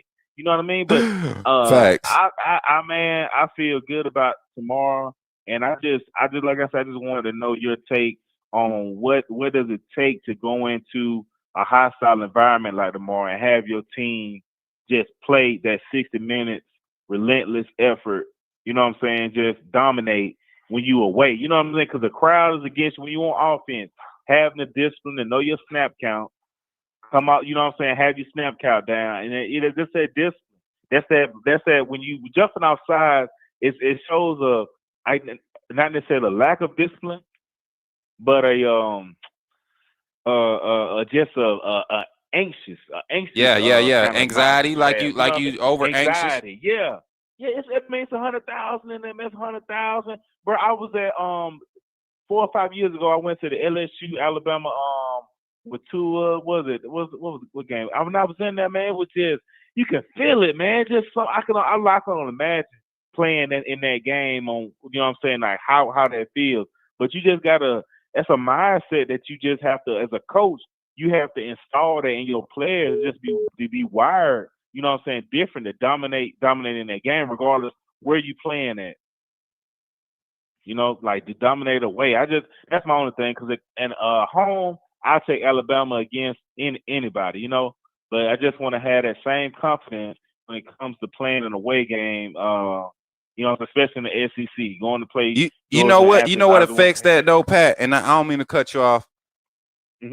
What affects that now in this day and age for me, I think what truly affects that is the fact that the portal is there. And you remember you used to be able to go in the SEC and know Kentucky didn't recruit as well as you did the past 3 years. You used to be going knowing that Vanderbilt didn't recruit well as you. Ole Miss probably missed 2 years of recruiting as good as you. Mississippi State probably missed 2 years of, like, that's what the SEC used to be. But now with the portal, you got the best players from Oregon that may have fell off, or they're the fourth player in the rotation this year, and they don't want to wait another year to come and battle. They know they can go to Vandy and get a spot. They could have been a 5-star and went to Vandy they freshman year. So now they coming in with a little bit more development from another system. They come in, they got a scheme that they kind of fit. This is what Florida State did. They found a lot of players that fit their scheme finally. They got man at quarterback. Tommy Castellanos is the exact prototypical guy that Exactly. Gus Malzahn wants. He went and got the guy he wanted. Nobody was even bidding for Tommy Castellanos in the portal. Nope. So and you know that's one thing that I give credit to for Florida State head coach. To me, he seems to know how to develop a team and to get the guys that's needed for his system. He seems to be, because you don't look up and do that twice. That's tough. Nope. You do that even though they lost today. 2 years ago, he did the same thing for that team. Come on, man. They went that 12-13-0. Yep. Last year they had a hiccup. All those guys left. Coleman, all those guys got drafted, went to the league. This following year, what did he do? He go back to the portal and gets another 50, 60 players, and he does the same dominant. Come on, man. Florida State is a dominant team. They slipped the day and lost to Virginia, probably because of coming in, kind of looking down on Virginia. If you ask me, the way they play today, they kind of like, looked over them because of how dominant they play other teams, and we beat Alabama. But other than that, that Florida State team is still a good team, and that a lot of that goes to the coach for going out and knowing good talent that fits his roster. That's not a easy thing to do, and he seems to have it down. So let's be a good professional head coach. Yeah, facts. Let's just be honest and say this, and we got 1 minute before we open the phone line back up. And but let's just say this. Let's say Florida State did to Virginia what we did to them. They showed up, and they did not expect Virginia to play the way they played, and it showed. I'm looking at the highlights from the first half. Florida State had to go into they went into grab mode. They went into survival mode early in the second quarter. Early, yes. So that's all I'm saying. Like college football is spread out. What's up, brother? Would you ever be interested in, if Alabama was called you for an analyst position, would you ever be interested in taking? Hell yes. So I don't necessarily have to be a play caller as far as coaching, bro. If I could sit in the background and we need analytics to assist play calling. Yes. I love, and I'm not an analyst, right? But when it comes to football, basketball, even in baseball, I could look at analytics, right? Where guys looking at their mechanics and how they play, where their strong points at. I factor in mentality, mental, all of that stuff, and then I average out numbers. Man, I think I'm pretty good at that. So yeah, if Alabama ever offer me some offensive quality control position or analytical, I promise you, if you know somebody that can get me in there, you better pass. I look. That's the thing. I don't, but all I'm doing is judging by the quality of actually football analytics that you know. And I'll be missing the show, but I know that Alabama, if it was get you on that offensive, like if it was pay you the resources and then get you on the film and get you all the resources they have, man, and then they listen to actually what you are providing them on the analytics of football or what, man, come on. You serious, bro? No, and Pat, we don't know each other personally. I need everybody to understand this. I don't know this young man personally. I know is that, but that does my heart so good because every time, and I coached for 6 years between middle school and high school before I stepped away and got into the media side of things in 2022 when I got to Virginia. But when I say that is like every stop I made, when it came to our coaching meetings to watch film and stuff, I didn't necessarily have to know the full extent of the playbook because I was only a play caller for 1 year. But when we would watch film, if it was a system like my first year in high school, we carried over a wing tee, a spread. We carried over a traditional wing tee system. I had no experience in the wing tee, but what I did was I looked at our averages from the year before. We kept stats, and I started looking at personnel available during our spring camp training and all this stuff, the numbers that we were getting from 40s, 100-meter, 10-yard splits, all of these different things, weight, our maxes on in the weight room, our variables, all these different turnover things, right? Before we even played our first snap. And I was able to help our staff devise a game plan based off the schemes we were facing, but with our strong suits. And a lot of times because we had such a young team my first year as a high school coach, we had a young team. Our best shots were our first 14 play calls. Those were our best plays. And we needed those. Out of those 14, we needed between 8 and 12 of those to hit for us to get out and give our defense a chance to hold on and play game. So I played that part for our staff, man, and I loved it. So to hear you say that, and if you talk to anybody that I coach with, he crunches the numbers. He knows his stuff and he crunches the numbers. And that's crazy that you say that. I appreciate that, bro. Appreciate that. Yes, sir, man. I appreciate you. I appreciate the show, man. But like I said, I just know that you know football. You know what I mean? You know football, and you can judge. You gonna look at it straight. You know what I mean? I feel like you would be a good fit. I don't know nobody personally in the organization, nothing, but I'm just judging by they be having all these roles for the programs and stuff. Now I'm like, make one up for the Coach Smook, man. Perfect person. Make one up for Coach Smook. Look, you know what? Yeah. And I'll tell. Listen. Listen. You ain't gotta see a lot of them cats on that staff. You know, you got GAs. I don't think GAs get paid, but I think your lowest paid staff member, like quality control, they probably make out about $70K, $60K a year. Mm-hmm. It's probably not much. All I need is like a 20. Just let me do my content still, on a different level, because I wouldn't be able to cover Bama, but I still want to do reaction type content. I want to do, and then let me be part recruiting on your recruiter staff, and then let me get in the analytical side of things for game plan. I think I'll be good, man. Oh yeah, but man, look, I'm gonna call in tomorrow, and we'll see you tomorrow, Coach Smook. For sure, bro. Appreciate you for calling in, Pat. Y'all give it up for Pat. Roll Tide, my boy. All right. Yes, sir. Yes, sir. Appreciate Pat, man. Hey, them some solid words, some kind words, bro. Like I've never claimed to be the best or actually know everything about football, but my dad, if he didn't teach us anything, he told us to open a book. If you really want to know something, open a freaking book. And that's what I started doing. I started opening playbooks. I started going to clinics. It got to the point, man, and my ex-wife would tell you, she'll tell you, it got to the point, man, I would have 3 or 4 screens on. I'd be watching a college football team use, let's say 2016. Let's say 2017 to a year. I was watching Lane Kiffin call the offense for us, 2017, right? I was watching Lane Kiffin's call offense for us, but I was also watching Gundy call offense air raid style in Oklahoma State, because people was like, Alabama keep running this new air raid offense. Nah, go look at the concepts. Totally different. And that's how I started learning. We got another call on the line. Let's see who it is, y'all.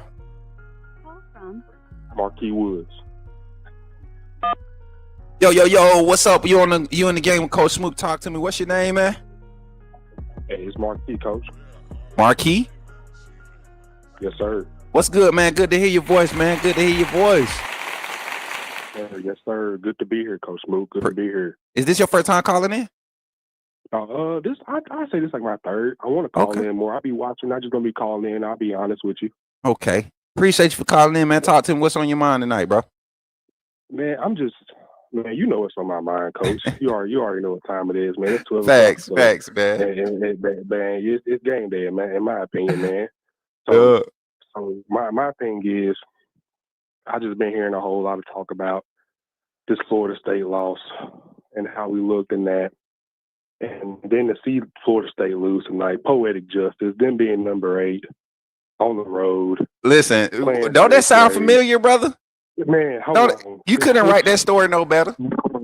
Listen, and then we play tomorrow against Georgia, at Georgia. Oh, this is beautiful, isn't it, Coach Smook? You see, the thing is, Ty Simpson in that first game, and I forget who I heard today say. I think it was the film guy. I forget his name, but you know who I'm talking about. Yeah. I know they cover Georgia a lot, and they've been speaking highly. You know what's crazy, bro? Talk to me. I reached out to those guys. Yes, I reached out to those guys, and I'm not doing this for clout. I reached out to those guys because when I want to hear the truth about Alabama, I go and look at their film breakdowns, and a lot of stuff that I say on this show every Monday after a Bama game, I go and I watch those guys' shows and they breakdowns that they put out on Tuesday or that Friday before our games, and they literally saying the same thing So for all the haters out there, they be like, he don't know what he talking about. He ain't no insider. He don't know what he talking about when it comes to football. Go watch those guys, and you be like, oh.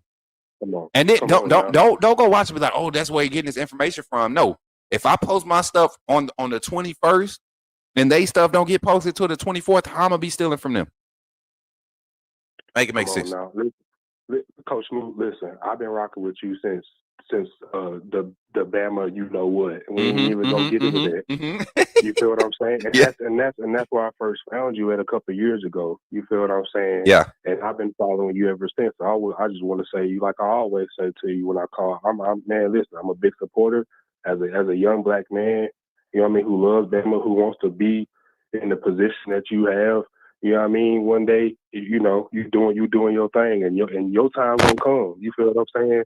For sure. Your time gonna come to have that spot, to have that shine. I really do believe that, Coach Smook, in my heart. I really do. Hey, man, you're doing it the right way. Y'all coming in with this late night support, man. This real, bro. Cause like I literally and this love, I'm gonna be real, cause this industry, man, it's dog eat dog, man. If you don't feed into the BS, you gotta stand strong on your thoughts and how you carry yourself. And I could have bowed down to content creators with 20K subscribers, and we had Uncle Lou pull up on our show earlier today, and I was talking mad trash about Georgia, right? I wasn't even talking trash. I was just breaking it down, and then he put the eyeball comment in the chat. And I immediately, my thoughts on Uncle Lou, I don't think Uncle Lou knows football, but he's an entertaining Georgia fan to watch. There is nothing wrong with that. And I would love to have an interaction with him. But you know why I get respect in this industry? Because I'm not going to change up and be like, oh, it's such a great content creator. He knows his football. He knows Georgia. If anybody knows Georgia, I'm not going to do that and act like he that dude. I just know he going to give me that type of reaction I want to hear from the fans, when it comes to Georgia. And it's authentic. Too. He's not doing nothing for show. He ain't copying other people's ideas. Uncle Lou is Uncle Lou. And I appreciate that. And I think people are starting to respect that about what the Coach Smook Network is bringing. Not just me, but the whole team, man. I got some moderators. They hold it down in all the chats. I got a team working behind the scene every week. So I'm blessed, man. So I appreciate you for recognizing that and giving that a shout out too. No, absolutely, Coach Smook. I just had to get that in. And every time I call in, I need to call in more for sure, because I really am a big fan. You feel what I'm saying? I'm subscribed. You know what I mean? I'm rocking with you all the way. I need to go ahead and give me some merch. Get that merch. Get that merch. Get that wristband. All that good stuff. I need to for sure. I'm a wristband guy, so I need to do that. Facts. All that aside, I want to talk a little football with you, because that's obviously what we're here for. Yeah. Hey, spell your name before we get into it. Spell your name for me again. Markee. Okay, Marquee. Bet. Gotcha. Yes, sir. So I was watching you last night, and you was doing the report with the Georgia guys. Mm-hmm. Good stuff right there. Good stuff right there. If people in the chat, if y'all ain't go watch that, y'all go watch that, man. That was good stuff. Great stuff. Man, listen. It was such a great breakdown from both sides, and you could just tell. And this is no hate. I want you to know, Coach, everything I say, I really believe when I'm speaking. You feel what I'm saying? Yeah. So my thing is, they're scared. Georgia is scared. You feel what I'm saying? Speak the truth, brother. They're trying to hype themselves up like they're not scared. You feel what I'm saying? You pointed it out. Tennessee didn't have Jermod McCoy. They didn't have Ricky Gibson. You feel what I'm saying? They didn't have D tackles. They didn't face the real Tennessee defense that's a top 5 defense in the country. Come on, talk about it. They're not going to sit here and act like that's just not who they faced. They picked on who they picked on, and they killed them all game long, up until the last play when Julian Humphreys made the catch he made. I'm not saying Gunner didn't make every throw he made. Gunner did, but not against the ones. We're not going to act like we not the ones, and he's going to have to come with it. And I'm telling you, we ready. We ready. Oh, that boy hype. That boy is hype, chat. Y'all ready? Listen, we too deep at every position on defense, so I'm not going to sit here and act like I'm not confident in what we're going to do on defense. Kane Walmack is the best coordinator that we have, in my opinion. Yeah. In my opinion. Now, I said this last year on your show when you asked on a segment. You said, who is going to be the most important coordinator? And I was like, Kane Womack emphatically. And what did he do? Have a top defense statistically since 2016. Come on, man. So we're not going to – so listen, I'm not trying to be whatever, but I know my football. You feel what I'm Come saying? on, man. He went out there and stood on everything I said he was going to stand on. But all I'm going to say is I'm like you. I want to see four guys, Quay Rousseau, Big Folk will have a day. Come on, man. And listen, I think he has the biggest day on defense. You think so? I think Can I butt in on this one? Go for it, Coach. Go for it, Coach. I think the guy that shows up this game, James Smith. I like that one even better. James Smith dominated last year while injured. Facts. I think James Smith healthy this season with Simmons next to him, Tim Keenan back. James Smith going to have some opportunities. Edric Hill, I need you to play a little bit more patient.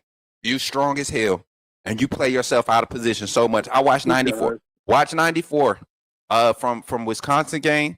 Watch him in the Florida State game. That's where I really noticed it. Wasn't much ULM. He didn't do much in ULM. You know, we had our edges and linebackers playing hard in ULM. But go watch against Wisconsin and FSU in 94. Every time he's on the field, he gets such a crazy push, but he always plays himself out of position. And as a D lineman, and I played a little bit of edge, and I was a smaller guy, but I played D line a lot. So what I understood is you have to play your gap, and if you get out of your gap, then that's on you. Yep. You got to be in your gap, and you got to hold contain. But I think you're so right on with James Smith. I think our interior line has to have a big day, and they will. I absolutely think they will. I think we're going to get TFLs. I think we're going to get it hot in that kitchen. Yes, sir. And Gunner going to have to make some throws against ZB, Damani, DeJohn Lee. I need Cam Calhoun out there. Calhoun. Coach, if Cam don't play, me and Kane got an issue. Real talk. Yeah, real talk. I will say that. Because I want to know, does he not know the playbook? Is it a playbook thing? Is it a favoritism thing? Because I know how it is. I coach basketball, so if you got a favoritism thing and you just feel like you know Deshaun need to play more or whatever, that's cool. But Cam that dude now, and we ain't bring him over here and pay him this cash for nothing. So I need everybody and all the dogs to come out tomorrow. Right? We can't hold back no dogs tomorrow.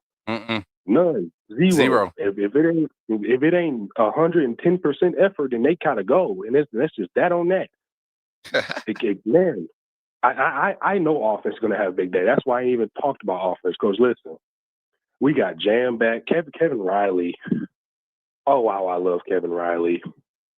So patient with the whole. Such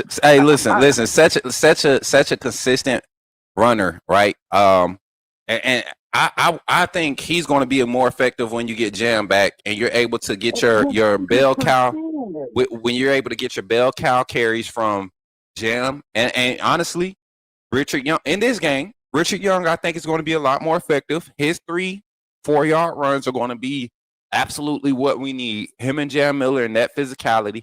Kevin Riley, change of speed, patience. Daniel Hill, pass pro.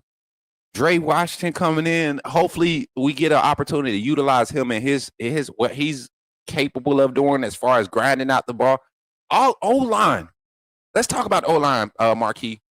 We got an offensive line situation, and it's not a bad situation. I think Geno Vandermark, Jaden Roberts, Parker Brailsford, Cam Dewberry, the interior.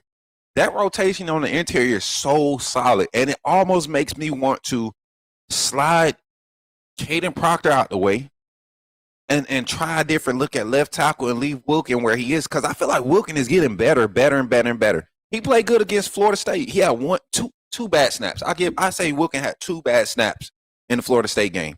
He was the 3rd highest graded offensive lineman out of that game, behind Parker Brailsford and Cam Dewberry. Jaden Roberts didn't play. He outgraded Geno Vandermark PFF score by 1 point. You had a 68 Wilkin Formby and the 67 by Geno. He got pushed around in the interior on pass pro just a little bit.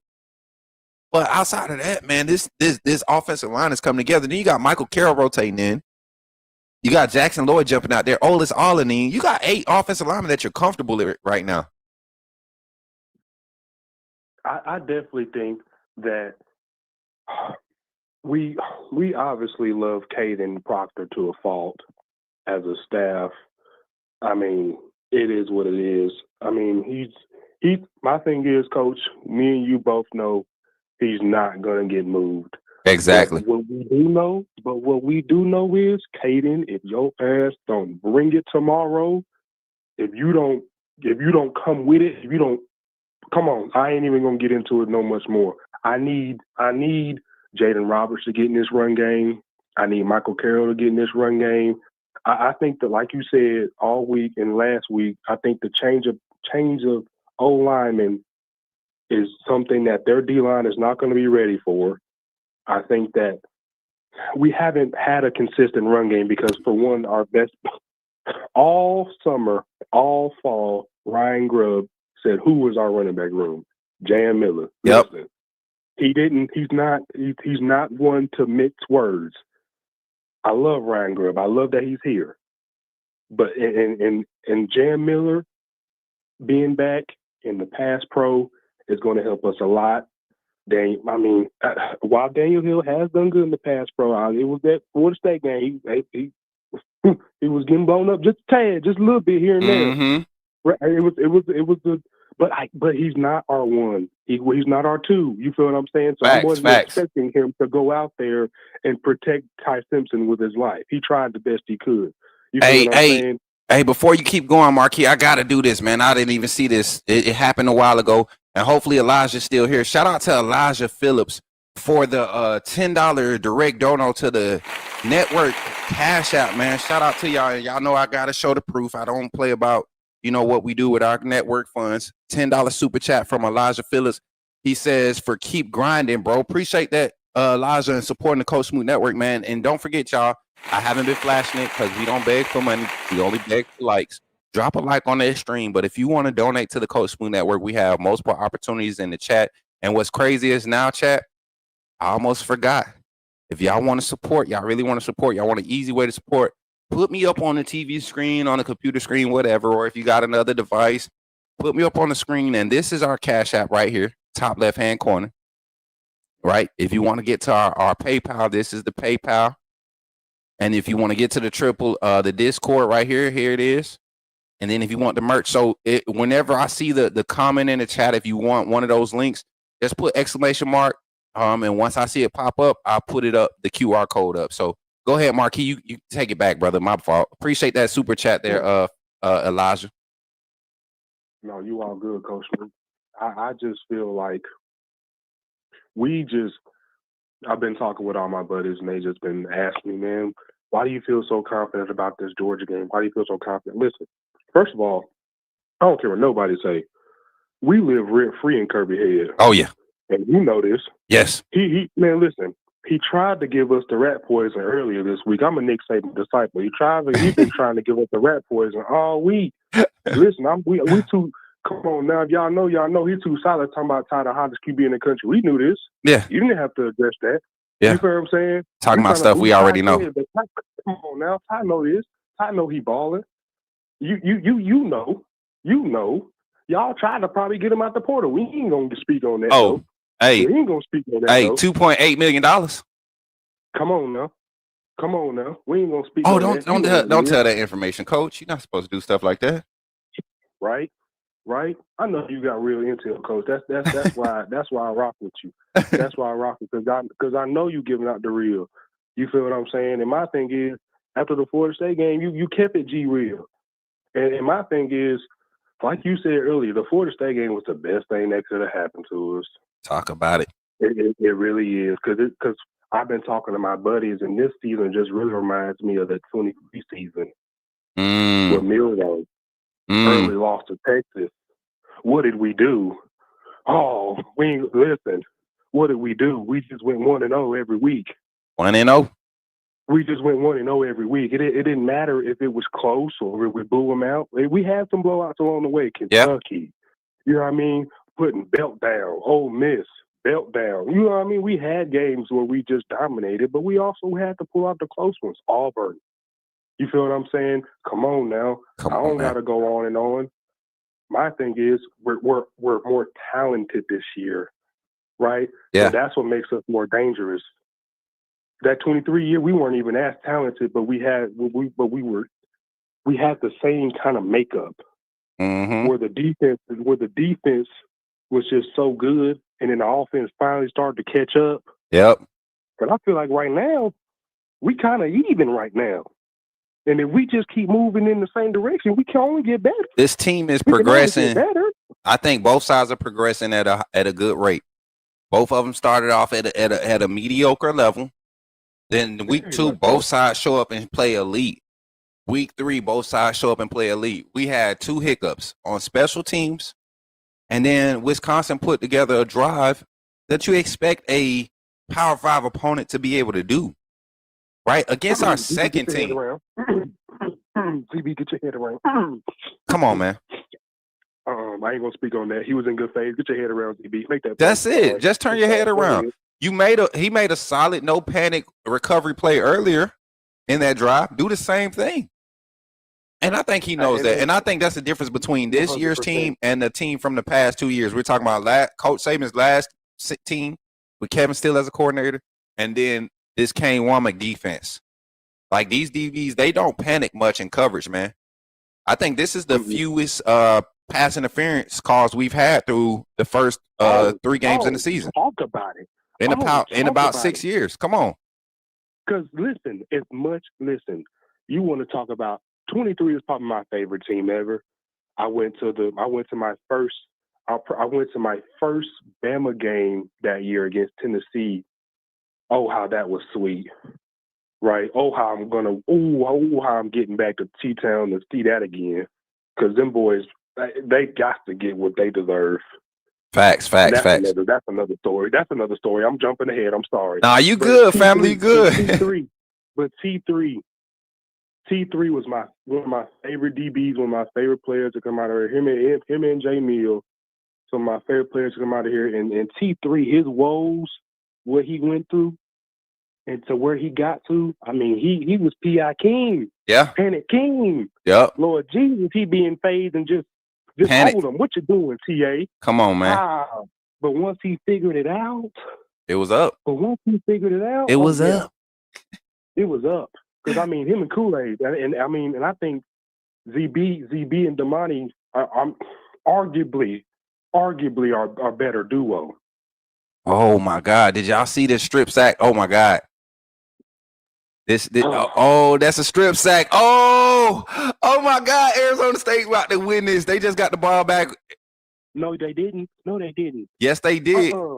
Mm-mm. Arizona State, it's a minute 42. TCU better let them score the second, get the ball back. They got 3 timeouts. I'll let them score quick. TCU's garbage. That ASU. Let them score, boy. Push them out of bounds. You drug them down in bounds. Ooh, they about to lose. With the flag, man. With the flag. Uh-oh. We got us a live game reaction happening. I watched the end of that Florida State game, Florida State, Virginia. Now we watching Arizona State, TCU. Horse collar on Arizona State.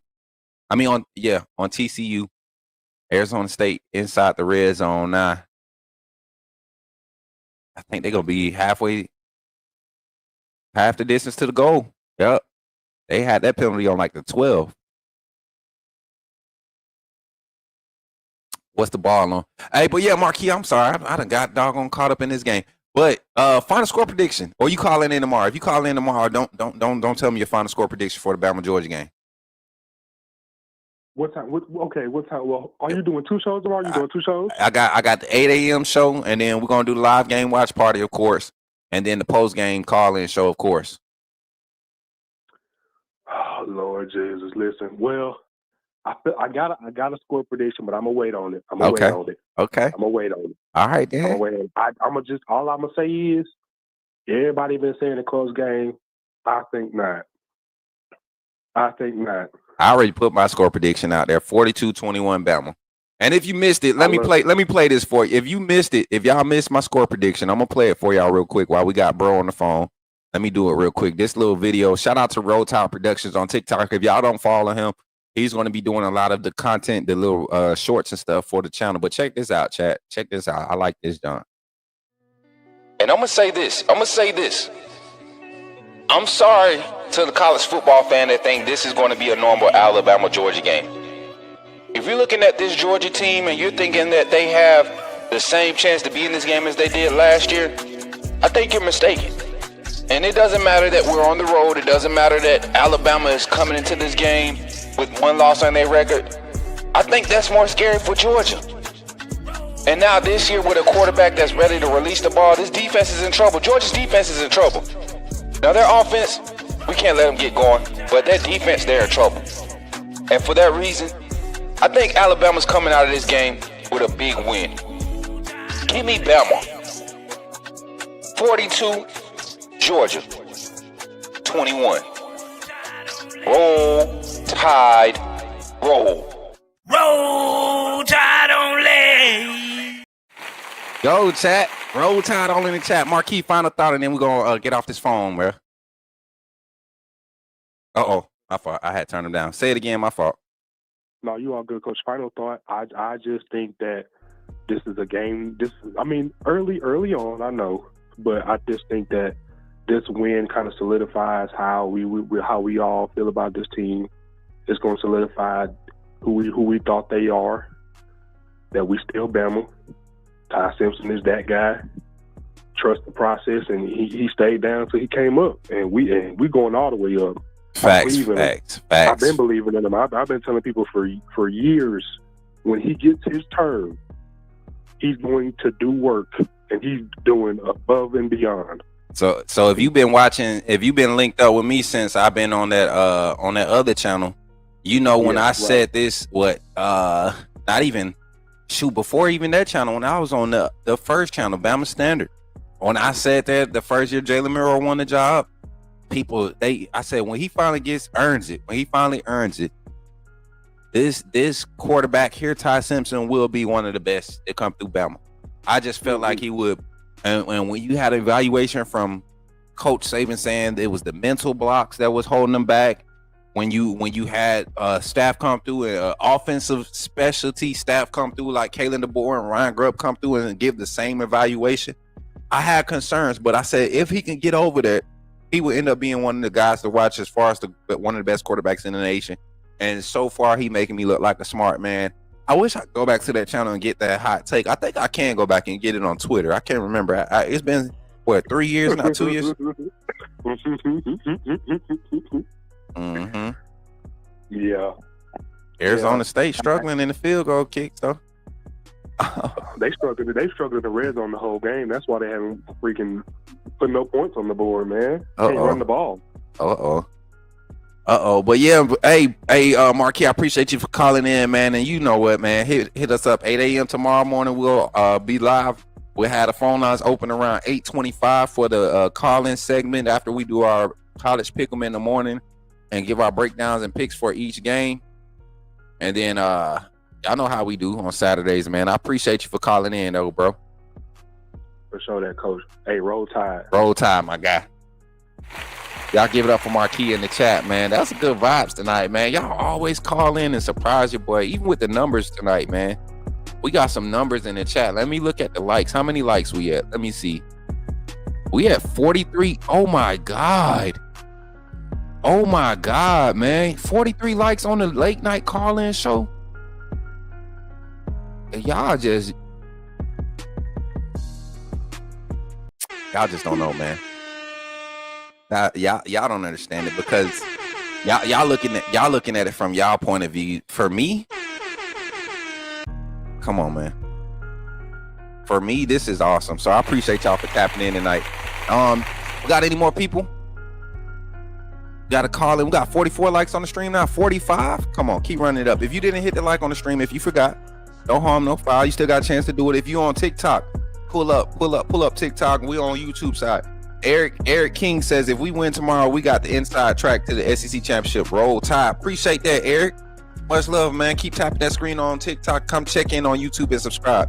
He sound like Jalen Ramsey. You talking about the caller? How you know what Jalen Ramsey sound like? You a Jalen Ramsey fan? I don't know what no NFL player sound like for real. I'm just being honest. Just being honest. Let's get back to this game. What was the holding on defense? What, they got first down? 4th and goal? Uh-oh. They going for it. They going for it. TCU going for it. TCU going for it.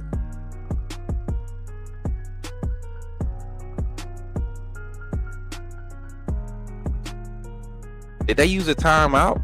Oh, they did. They used all their timeouts.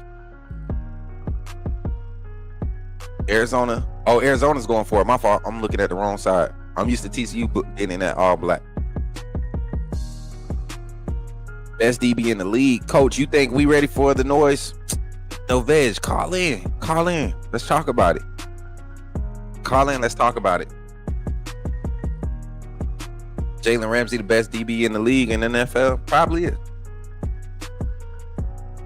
Kicker been cold all game. Should be a chip shot. Facts. I would have gave him the opportunity. Just talking about the difference in taking the game right now. They ain't got no timeouts.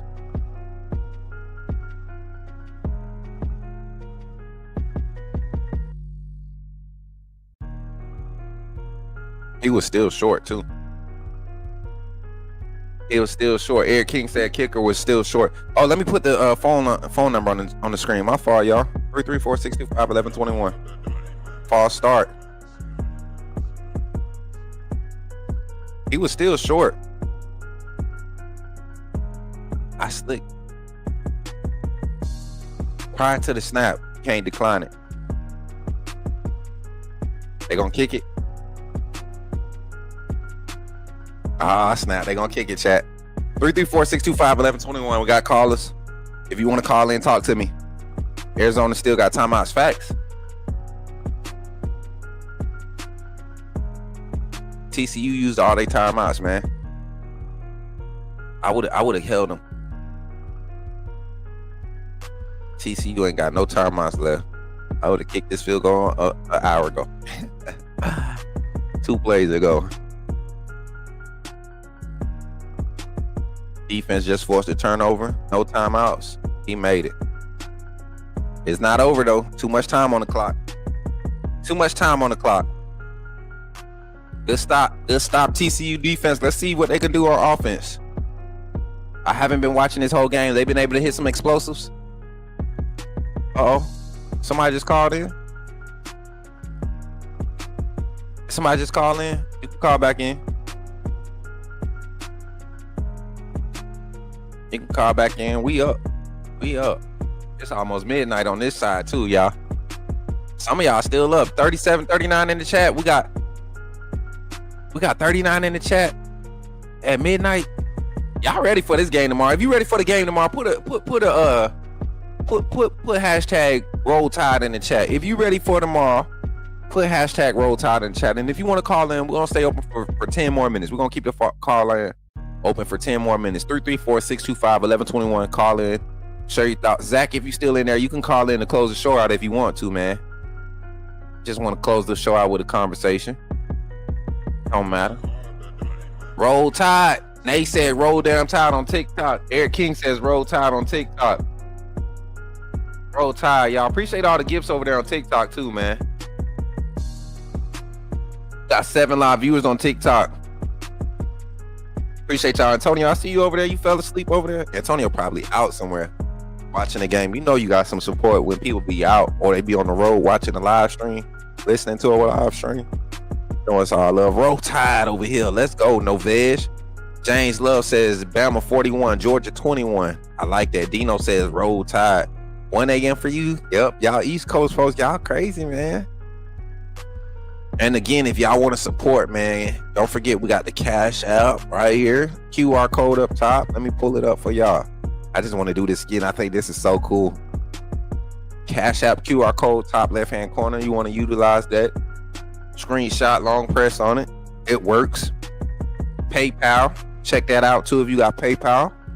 We support that way. Become a member of the AAA family right here. They go PayPal right here. Let's go AAA. Right there for that QR. Discord right here. And phone call right here. Let's see who it is. Call from. Bill. To accept, press 1. Yo, what's up, Melvin? You in the game? Talk to me, man. Not much, man. What you got going on, brother? Man, that was talking about that Florida game. That was a good game, man. Down the middle, man. Ain't count, man. Talk to That me, was a man. good game, man. That Virginia Man, team that was a showed good up. game after, man. Yeah, they showed up, man. Showed out, man. I ain't never thought I see something like that before in my life, man. For real, man. Mm-hmm. That was an ace in the hole, though. Man, real talk. Listen, I think this is TCU lost. Mm-hmm. Yeah, they lost. There we go. College football. There go college football for y'all. I told y'all, man. Week in, week out. It's a different game. Here we go again. You gonna get it. Every day. The same difference every time, man. Facts. Show, different game, different show every week, man. Telling you, man. Telling you. This is a game, man. This is a new age of college football. You can expect upsets every week. Can't overlook nobody no more. Ain't no guarantees. Nobody playing logos anymore. You got to play coaches and teams and scheme now. Yeah, you ain't lying. You got to play through. You got to play hard. You got to put work and efforts, man. Hey, because you underestimate them, man. Don't mean they ain't gonna beat you, man. Facts. Underestimate no team like that, though, man. For real, like that. That's a lot of people do underestimate other teams just because they the underdog. You supposed to be a big dog. Then sometimes the big dog you lose to a little dog. You feel me? Yep.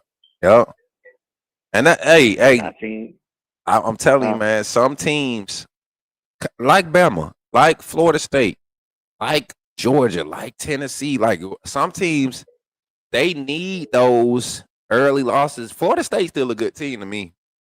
They was able to turn it on. They turned the switch on too late, but they turned it on, and they put themselves in position to win the game still. But I ain't gonna count. They did keep the game close the whole time through the first and the third quarter, man. Mm-hmm. You know, man, that's what I like about it. Cause especially that third quarter, they really came in, man. Man, woo, man, that yeah. I would never expect. I never expect it'll go overtime like that. So please don't go no overtime. I was saying that. Hell yeah, boy. I definitely wanted that to go ahead and finish. I listen, and then for me, I only wanted to finish because I'm ready to talk about what I've been saying since the beginning of the season. Like going into that Florida State game, I was confident, of course, but I kept telling people, man, college football is different. You got to actually show up and play all the games now, and you know it's true. It's true. You got to show up and play all your games. You don't get to have like you mess around nowadays in college football, and if you show up half stepping, you will lose. You'll lose to doggone Appalachian State week 1, and turn around and think because you got Louisiana Monroe week 2, you're gonna get an easy game, and Louisiana Monroe will show up and put a hurting on you. Yes, a lot of people underestimate these teams, so you just can't do that, man. I've been watching football since '92. I'm 43, man. Facts. Can't do it, man. It's a whole different game of college football, man. And people gotta understand, like Alabama is just as much of a victim to portal and all of that. Then just like Ole Miss and I mean not Ole Miss, but your bottom feeders, Arkansas, sorry teams. Because that's what happens is you got the great players on the sorry teams going to these teams that's missing 1 or 2 players. Yes, man. They're like Alabama and Georgia game tomorrow, man. That's a big game. Everybody waiting on to see what's gonna happen, man. I believe, man, our quarterback, man, Simpson, man, he gonna dominate, man. He gonna show up and show out, man. 100%, my boy, 100%. Final thoughts? Any other thoughts before we close this phone line up, man? You know when to call in, bro. That boy call in with the straight talk, get to it. Hey man, you know I do. I sometimes I almost fell asleep, man. For real? I'm saying, yeah, man. I'm sitting here falling asleep watching so movies. They're falling asleep, man. My phone came in, like, man, wake up, man. Oh, snap. Look, that what's up, man. Look, I appreciate you for calling in, and my boy. And then, look, 8 a.m. tomorrow. We got the Talk Your Talk call-in segment. We'll call in, give you a score prediction, all that good stuff. Okay. You know I will. I'm going to call in tomorrow, man. You said 8 o'clock, right? 8 o'clock in the morning. The phone line's going to be open at 8:25, 8:30ish. And then you get to call in and talk your talk, brother. All right, chat, man. Hey, y'all, love y'all. See y'all next time. Roll Tide, everybody, man. Roll Tide, y'all. So smooth, man. Holler to the mob club, man, For sure, Melvin. Appreciate you for calling in and Roll Tide, my guy. All right, man. Yes, sir. Have a good night. All right, chat. That's gonna do it for the show tonight, man. Listen, great show. If I had to say so myself, I think that was a great show. Thank y'all for supporting as always, man. We appreciate each and every comment, every like, every share, every new subscription. We're on our way to 4K. We're on our way to 4K subscribers. Y'all keep sharing. On TikTok, listen, we got some crazy views on this TikTok right now. I think we got like 28K views on TikTok on that Georgia fan excuses video. So if y'all could, man, go to that video. 24-hour stream. Nah, Kyle, I can't do it. I can't do it. I ain't even built like that no more, man. But what I will say is this: if you all could go to TikTok and go to that last TikTok I posted, the most recent one, not the pinned one, but the most recent, the newest one, it got like 1,000 comments on it or 1,000 likes, 29K views or 28K, something like that. Go to that and tell everybody, come and subscribe to Coach Smook. We're doing a cash app or a cash giveaway at the end of the month. We're gonna do it at the end of the month. Let me see what live show that'll be. We can do it next Friday before the Vandy game. We can do it next Friday. We're gonna do a cash giveaway. It's gonna be in the chat. We're gonna do a drawing. I'm gonna have a wheel set up, and it's gonna be all the YouTube members, the AAA members will be eligible. So if you got a wristband, you eligible. You'll be eligible. Be watching that game, looking cross-eyed, trying to stay up watching the game. Facts, boy. Yeah, I remember we got 6:30. They got 7:30 kickoff Eastern tomorrow evening. But tomorrow morning, 8 o'clock a.m. here on the Coach Smook Network. Shout out to all of our sponsors and partners here on the Coach Smook Network. We appreciate y'all for supporting and in each and every way that you do. Thank you for how many likes? We ended up with 50 likes. 50 likes on the stream, chat. 50 likes on the stream. Appreciate y'all for the love, man. Appreciate y'all for the love and support here on the Coach Smook Network. And as always, when you see me in the streets, holler at me and say, put me in the game, Coach Smook. Roll Tide, roll. Y'all be blessed. I'll catch y'all on the next one. Put me in the game, Coach Smook. Put me in the game, Coach Smook. Like, share, subscribe. You know we keep it live. Put me in the game, Coach Smook. Put me in the game, Coach Smook. Put me in the game, Coach Smook. Put me in the game, Coach Smook. Put me in the game, Coach Smook. Put me in the game, Coach Smook. Put me in the game, Coach Smook. Put me in the game, Coach Smook. Like, share, subscribe. You know we keep it live.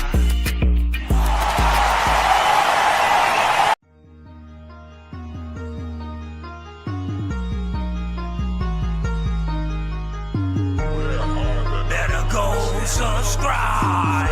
You do roll with the tide. I'm down in the go with Coach Smook. Through the game, roll tide, roll tide. Better go subscribe.